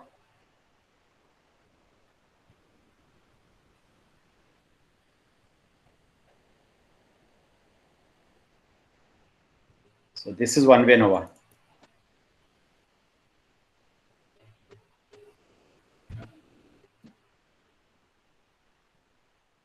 Now, you see, this is the same experiment I was telling you, life length of the different tubes. So first few tubes have been taken from Bajaj, put on test, and these are their life length. Then once Bajaj is over, Philips, few tubes from Philips, put them on test. These are the life length, YIJs. And 2 I have written, that means then I label that 1 is Bajaj, 2 is Philips, and 3 is Crompton, and 4 is which one? Sylvania. Okay, so 4 brands. So what will be the hypothesis here? H0, alpha 1 is equal to alpha 2 is equal to alpha 3 is equal to alpha 4. That means life length of all the brands against at least 2 of them will differ. So you can write down null and alternative hypothesis. Life length of all the brands is same, means alpha 1 is equal to alpha 2 is equal to alpha 3 is equal to alpha 4, and alternative at least 2 of them may differ, right? I don't know which ones differ, but at least 2 of them may differ. Let's go for one-way ANOVA because there is only one factor, that is brands. So it's a one-way ANOVA. Analysis, compare means one-way ANOVA. So go for one-way ANOVA. Then this is dependent variable is Yij, life length. This is Yij. Factor is your alpha I, brands, right? Then you want to apply post. Let me apply post hoc also. If it is non-significant, I will not see post hoc. But if it is significant, then I have to apply post hoc. In post hoc, there are many tests here. So I can go for either Tukey or Scheffé. Both will give you similar results. So let me go for Scheffé. Continue. And in options, you can click on to descriptives and means plot. These are the things you require. So you don't require any programming in SPSS. It's very simple. Only thing is you should know where to apply which type of technique, right? So that's all. This is all for one-way ANOVA, and you will get the result. You will get F value and P value. So how many brands are there? 4. So degree of freedom will be 3. How many observations are there? Total 37. So degree of freedom will be 36. 36 minus 3, error degree of freedom will be 36 minus 3, 33. So error degree of freedom will be for MSc or mean square error degree of freedom will be 33. And we can see the result. Okay. So first of all, it has given just mean and SD table. Mean and SD table. And this is the main table of ANOVA. How many between groups variation, within group is an error, total. And if you add these two, you will get total. Or total minus between, you will get within. Similarly, as I mentioned, 36 for total. 3 degrees of freedom here. 36 minus 3 will be 33. Then you divide this. 3694 by 3, you will get 1231. Then you divide 3539 by 33, you will get this. And you divide these two, they are all related each other. 1231 divided by 107, you will get 11 point this. And based on 11 point this, you will get p-value. You will get p-value, right? So what is the p-value here? Is it significant or non-significant? It is significant because p-value is less than 0.05. If p-value is less than 0.05, that means there is a significant difference between the brands. If there is a significant difference between the brands, I have to go for post hoc analysis. And here is the post hoc test, multiple comparison. So it will keep, this is how it is done. It will keep Bajaj at first, because Bajaj at number 1, then 1 versus 2, 1 versus 3, 1 versus 4. 6 combinations. So 1 versus 2, this is a p-value. So this p-value 1 versus 2, Bajaj versus Philips, p-value is significant or non-significant? It is non-significant because p-value is more than 0.05. So there is no significant difference between Bajaj and Philips. What about Bajaj and Crompton? Bajaj and Crompton, there is a significant difference because p-value is less than 0.05. Bajaj and Sylvania, no significant difference. So you just have to see these p-values, right? Similarly, once Bajaj is over, it will take Philips here and then compare with the rest of them. Once Philips is over, it will take Crompton here, compare with all. Once Crompton is over, it will take Sylvania, compare with all. So some of the duplications will be there. For example, Bajaj versus Philips, p-value is same as Philips versus Bajaj. It is just multiplying 3 with 4 or 4 with 3. So p-values are same. Some duplications are there, right? But anyhow, so you can see which ones differ among themselves. For example, look at Crompton. Crompton differ from Bajaj, significant. Crompton also differ from Philips, significant. Crompton also differ from Sylvania. So Crompton seems to be different from all, right? But look, better than this table is this table. That's why I applied Sheffield. Sheffield will give you a homogeneous grouping. Homogeneous grouping means it will put those brands into one group which are having similar life length, and other brands which are having different life length, it will go to the another subset. It will make subsets. So here is the subset you see. Crompton mean life length is 59, while Sylvania, Bajaj, they are in, and Philips, they are almost similar, put into another group, right? So mean life length of brand is the very less. So that means brand Crompton is basically out. Now you have to compare these three. And in these three, if you look at the mean life length, Philips is 84, followed by Bajaj 82, Sylvania. So if you see, Bajaj is placed at number 1. Philips is placed at number 1, Bajaj at number 2, Sylvania number 3. Last one is Crompton. That is the whole crux of the problem, right? But there is no significant difference between these three. What does this mean? Let's say I have an institute and I want to buy 1,000 tubes. I want to buy 1,000 tubes. And when I have gone to the market, there is a Philips tube and Bajaj tube. And if I am buying Philips tube, I have to pay 20 rupees extra per tube. And in Bajaj, I have to pay 20 rupees less. And I have seen from my experiment, there is hardly any difference between Bajaj and Philips. Now, which one I will buy? There is a difference of 20 rupees. I want to buy 1,000 tubes. You are saving 20,000 rupees. Definitely Bajaj. Definitely Bajaj, right? Common sense. So that sort of decision can be taken. That sort of decision can be taken with the help of one-way ANOVA. So this is one-way ANOVA, right? And you can get the means plot here. These are almost similar, but Crompton is below. So Crompton is definitely out. So that is the idea of one-way ANOVA. Let's go for two-way ANOVA.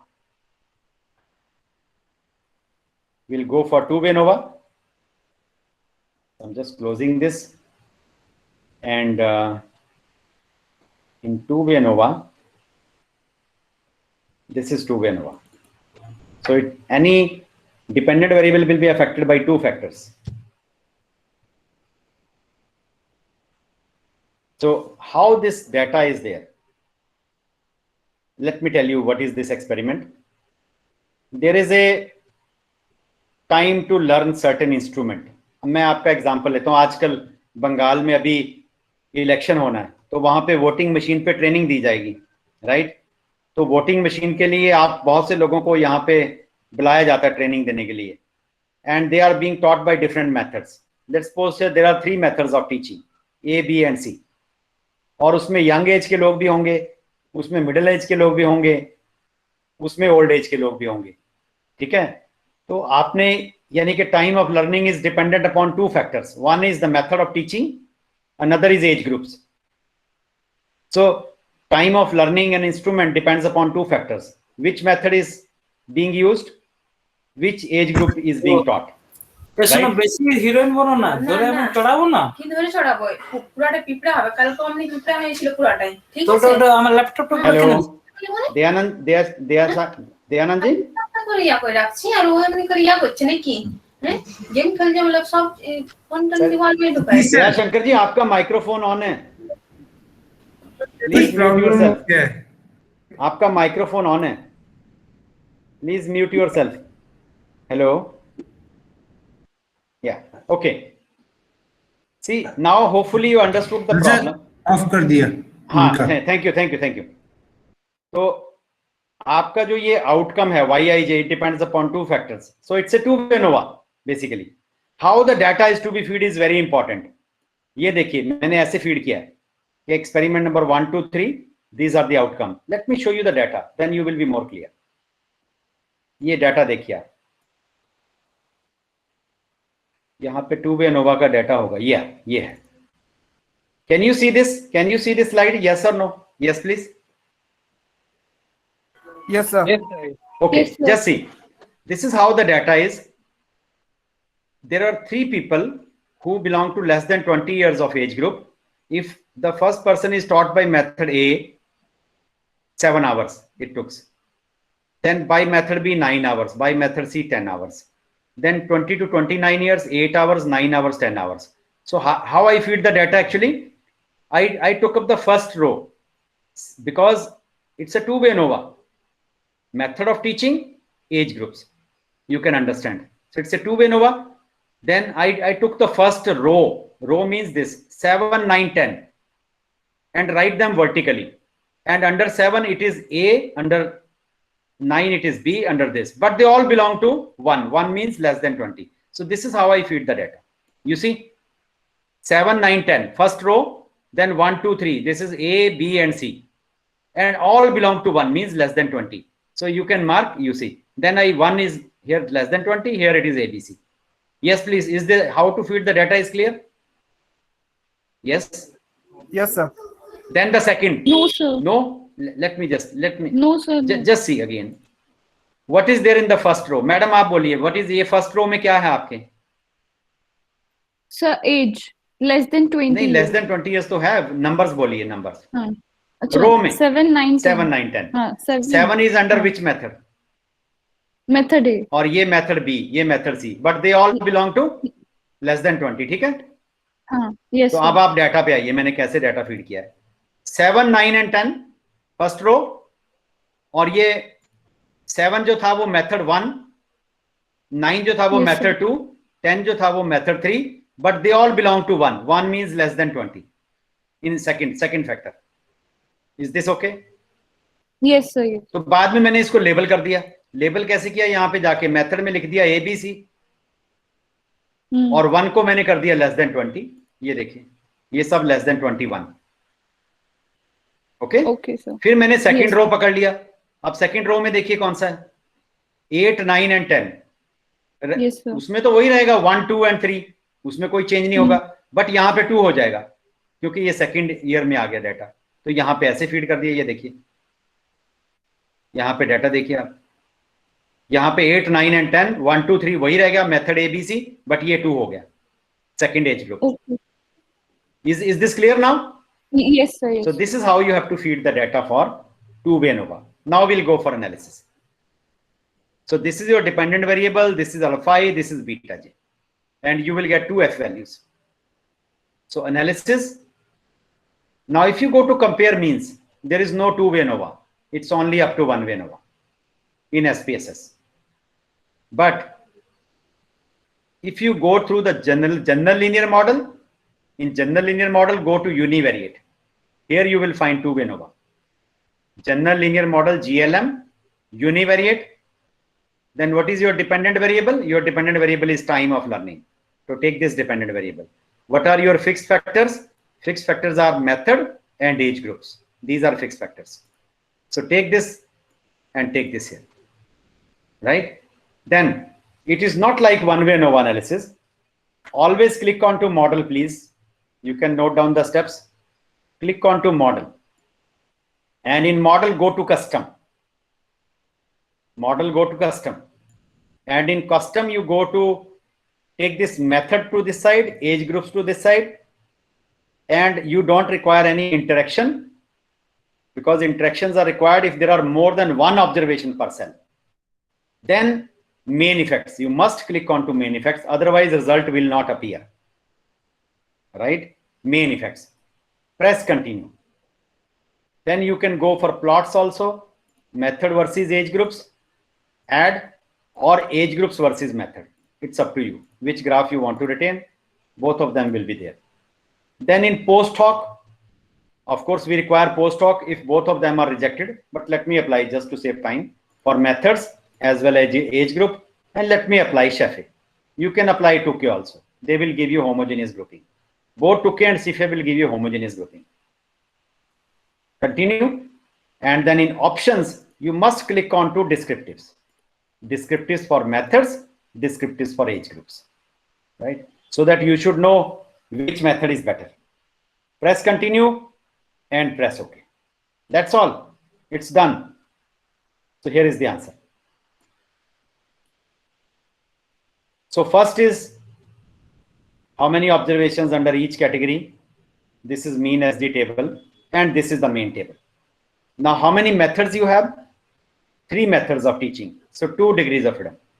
So this will give you, just look at this line. Sum of squares, degrees of freedom, mean sum of squares, F value. So this is your F value, this is your P value. P value is coming out to be significant for methods. That means there is a significant difference between the methods. There is a significant difference between the methods. That means all the methods they differ. I don't know which ones.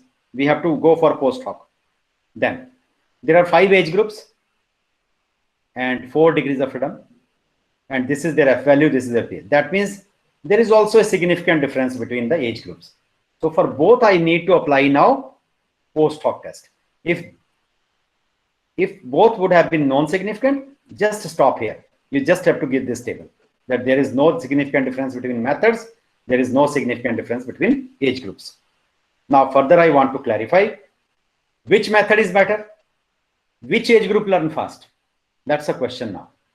And answer to this will be given by post hoc analysis. Let's go for post hoc. First of all, it is comparing method A versus method B. Post hoc test. Look at P value. There is no significant difference. P value is more than 0.05. Look at method A and C. There is a significant difference. Method B versus method A, no significant. Method A, B versus C, significant. Method C differs from both. But homogeneous, look at the homogeneous. If you teach by method A, it takes 9 hours. If you teach by method B, it takes 9.6 hours. If you teach by method C, it takes 11.6 hours. So which method is better? Which takes less time?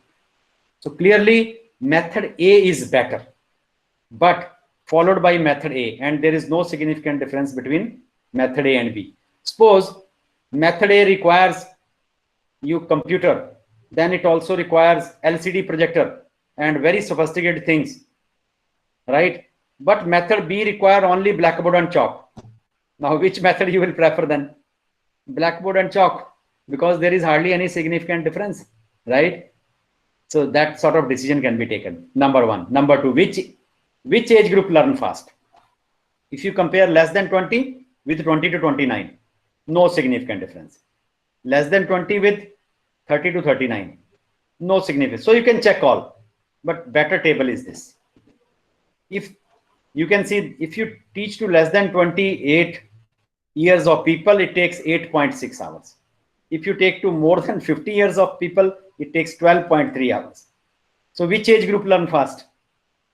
Less than 20 years. Younger people, they are learning fast. But it could be a very sensitive experiment. You don't want to hand over your machine to the younger people, they might destroy it. There is hardly any difference between less than 20 and 20 to 29. Maybe you can go for this one. They just take 9 hours, right? So that sort of decision can be taken. So which method is better? A method is better. Which group learn fast? Less than 20 years. So, and this is the means plot. And you can see that method A, B, C. This is a green line. Less than 20 years takes less time. Sorry, blue line. While there is a yellow line for more than 50, it takes more time. Similarly, you can take the graph. Which method is better? Method C, which is method A, which is a blue line, it takes less time. While others this method takes more time. Which one is this one? Method C. So that's a comparison. So this is called two-way ANOVA. Yes, please. Any doubt in two-way ANOVA? Any question in two-way ANOVA?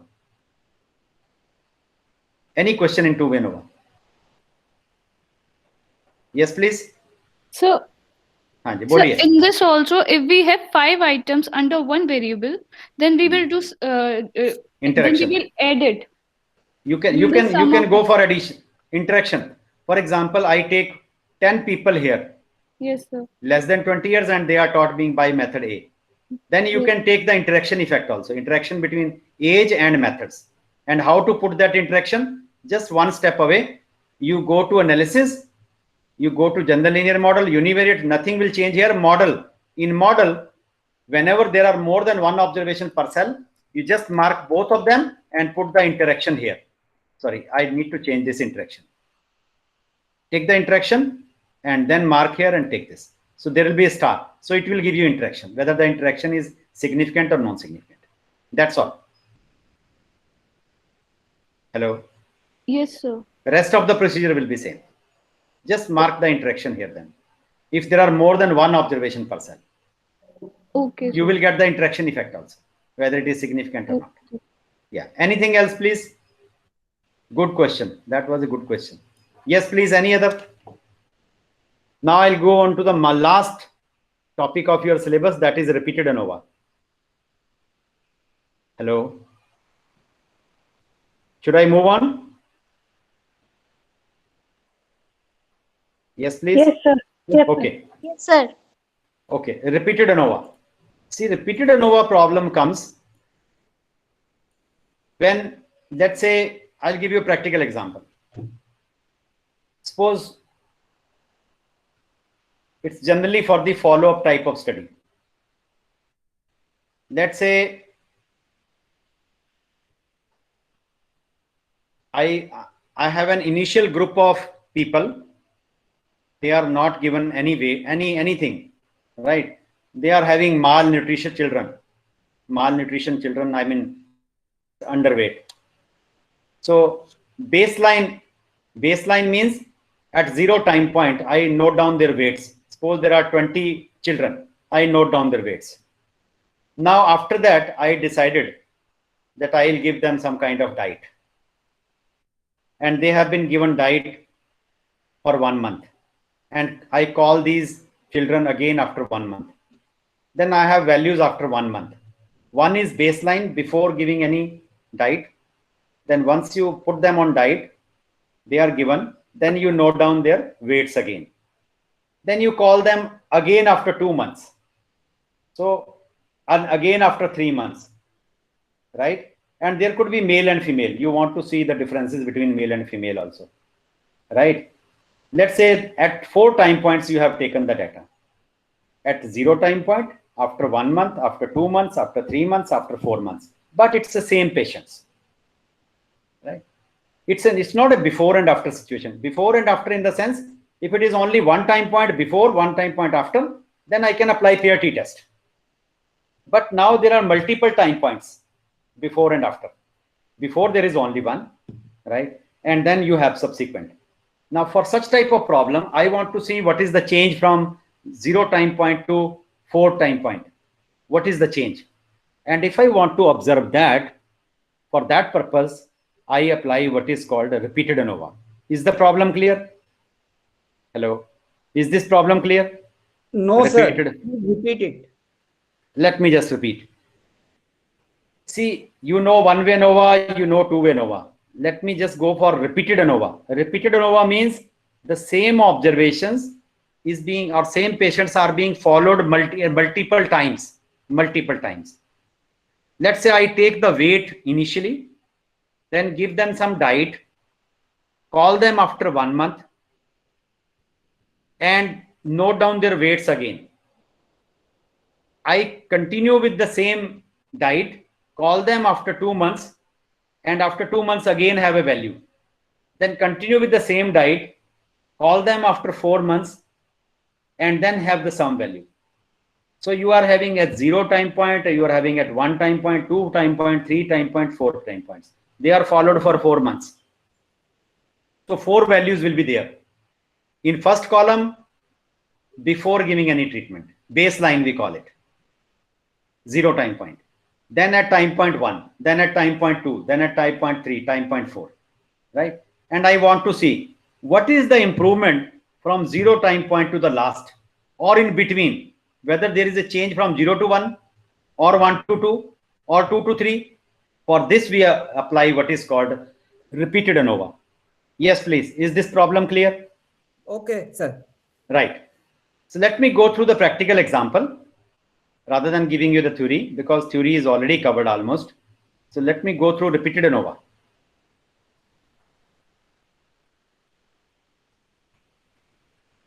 So this is a repeated measure problem.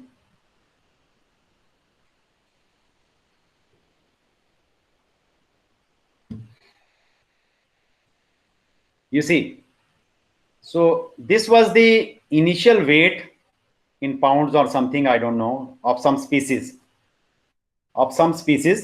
which is taken at 0 time point, then at 1 time point, time point 2, time point 3, time point 4, time point 5, and these are the groups. 1, 2, 3 groups are there, right? 3 groups are there. Now I want to see 2 types of problems. Is there any significant change from 0 to last time point? Number 1. And is there any significant differences between 0 to 1, 1 to 2, 1 to 3, etc. or not? Number 1. Number 2, whether the differences in all the 3 are same, or there is also a change in groups. Let's say male are having better than female, or females are having better than male, something like that, right? So this is called repeated ANOVA. Yes, please. Any participant, is this problem clear? Yes, sir. Okay. Yes, sir. Let me apply repeated ANOVA now. Go to analysis, go to general linear model, then there is a repeated measure, right? So I'm just looking into the body weight. So you can call this factor as within, means I can call this as body. And how many measurements I need to compare, number of levels? You see 1, 2, 3, 4, 5, 6. So there are 6 levels. So I'll put 6 here. Number of levels is 6. Is this clear? Yes, please. Hello. Yes, sir. Now you add here. So 6 levels of body will be added. Then measure name. Measure name means which parameter you are measuring. Let's say I'm measuring weight. So I'll put this weight. If you are measuring height, you can put height. If you are measuring something else, you can put that. Weight. Add here. Okay. Now, next step is important. Please see, we have to define. Go to define. And now take 1 by 1 on this side. Your body 0, weight 1, weight 2, weight 3, and 6. So take this here. Take 1 here, 2 here, 3 here, 4 on this side, 5 here, and between the groups. Between the groups means, is there any change in between the groups or not? Also, between. This is for between. Okay. Now, next part which is important is go for options. Please click on to options.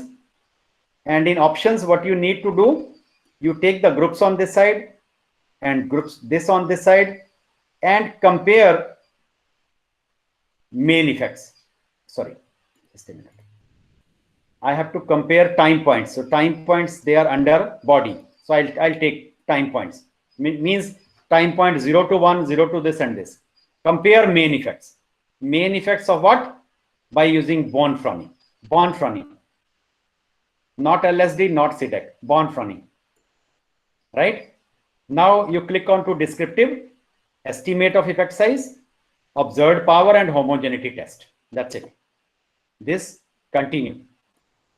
Then go to post hoc. In post hoc, it is just like one way ANOVA, 1 versus 2, 2 versus 3, and so on. Group. Sheffi will give you homogeneous groups also, grouping also. Continue. And then in save, we don't need anything. Options we have already clicked on to. Yes. And contrast we don't require. That's it. So your one way, sorry, this repeated ANOVA is done and you will get the result. But how to read the result is very, very important. Press OK. So here is the analysis. It says that this is your variable.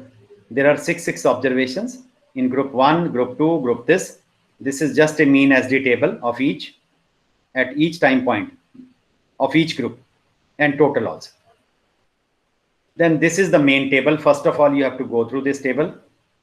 Now in this table, there are 4 statistics which have been computed. 4 statistics have been computed. One of them is called Pillai's trace. Another is called Wilks lambda. Another is called Hotelling's trace. And last one is called Royal's largest root. Their F values, it is basically comparing all the 6 different time points. Time point 1 equal to time point 2 is equal to time point 3 is equal to time point 4 up to 6. This is what it is comparing, testing this hypothesis. And we always see the Wilks lambda, which is stronger than all others. Don't look for any other, just see Wilks lambda. So Wilks lambda, where although they will give you similar value and you can see almost they are same, F value they are same, but they have been derived by different statisticians. Wilks lambda is most powerful, right? You can think like that. So I just look into Wilks lambda, its value is significant. What does this mean? Its value is significant means that there is a significant difference between the time points. There are 6 time points, 0 to up to 5. 0 is also included, so there are 6. Right? So there is a significant difference between the time points. One thing. And second is whether this is called Mauch's test for specificity. Mauch's test for specificity is used whenever we want to see that the covariances matrices of these time points, whether they are same or they are different. So if they are different, then the result will be significant. And if they are different, then we use greenhouse-grazer test. But if they are same, then we use specificity assumed test. Let me just repeat. If the result of this Mauch's test of specificity is significant, we use greenhouse-grazer. And if it is non-significant, then we use a specificity assumed test, right? Although both of them almost give you the same value. So now which test I will see? Specificity assumed or greenhouse-grazer? I will see greenhouse-grazer. Why? Because its value is significant. Significant means across the time points, there is a difference in variances. You can think like that. Across the time points, there are differences in variances. That means specificity cannot be assumed. And if the specificity cannot be assumed, then a correction is required. And what is that correction? Correction in degree of freedom, basically. Correction will be you multiply this with 14, you will get this thing. Right? So greenhouse-grazer test will be used. Of course, if it is non-significant, use the first one, specificity. Now, you see. So greenhouse-grazer test, this is also significant. This is also significant. So there is a significant difference at each time point. One thing is sure. Okay. Now the most important part, just leave this table. Equality of error variances. And this is the most important table. This one. Test of between subjects effects. There were 3 groups, 1, 2, 3. And it has compared whether there is a significant difference or not. So two degrees of freedom, so significant difference in groups, this is a p-value. So here p-value is coming out to be significant. So that means there is a significant difference between the three groups, 1, 2, and 3. Now I need further post hoc analysis to find out whether 1 versus 2 differs, or 2 versus 3 differs, or 3 versus 1 differs, right? And as far as body is concerned, so these are just mean SD tables. Now, first of all, it is giving pairwise comparison. What is the change from 1 to 2? So 1 to 2, there is a significant change. P-value is significant. 1 to 3, no significant change. P-value is more than 0.05. 1 to 4, no change. 1 to 5, no change. But 1 to 6, there is a change, right? Similarly, 2 versus all. Similarly, 3 versus all. Similarly, 6 versus all. But you can go for the, so you can see, for example, 6 time points differs from all of them. You see, all significant, all significant. So there is a significant drastic change from baseline to at the last time point. There is a significant change at these levels. 6 differs from all. While you want to see in between, what is the change of 4th to 5th? No significant. 4 to 6 there is. So you can see in between also, right? And then this we have already covered. This is covered actually Wilks lambda, same value. And then group wise comparison. Group 1 versus group 2, significant difference. Group 1 versus group 3, no significant difference. So group 1 and group 3, there is no significant difference. At all the time points, it is saying, at all the time points. Then 2 versus 1 is a significant difference, but 2 versus 3 also does not differ.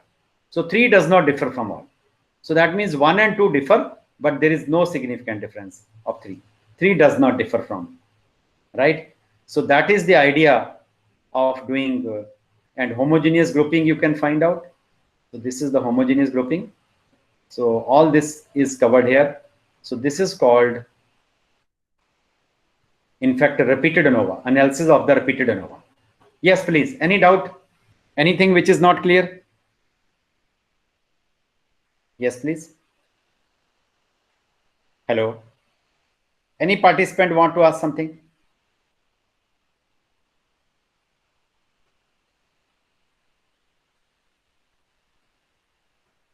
Hello. No question? Strange. So this completes your syllabus also for today. Yes, please. Anybody? Any question? बोलिए भाई, कोई participant, कोई तो बोलिए, कोई feedback, any feedback? कुछ चीज समझ नहीं आई, आप पूछ सकते हैं. Sir, apart from today's topic, I want to ask something. Yes, yeah, बोलिए बोलिए. May I ask? Okay, sir, what is the actually VIF and multicollinearity? What is the relation? Multicollinearity, for checking multicollinearity, we have to compute VIF. Yes, sir. And what will be the value? VIF has to be less than 10. If it is more than 10, then there is a serious issue of multicollinearity. Okay, sir. Yeah. Any other thing? Rajiv, Shubhajit, Parlay, Kajul. No, sir. No, sir. And Shukla. Anybody? Any question? Anyone? Any question, please? Hello? No question? No, sir. Anybody? Anybody else? Yes, please.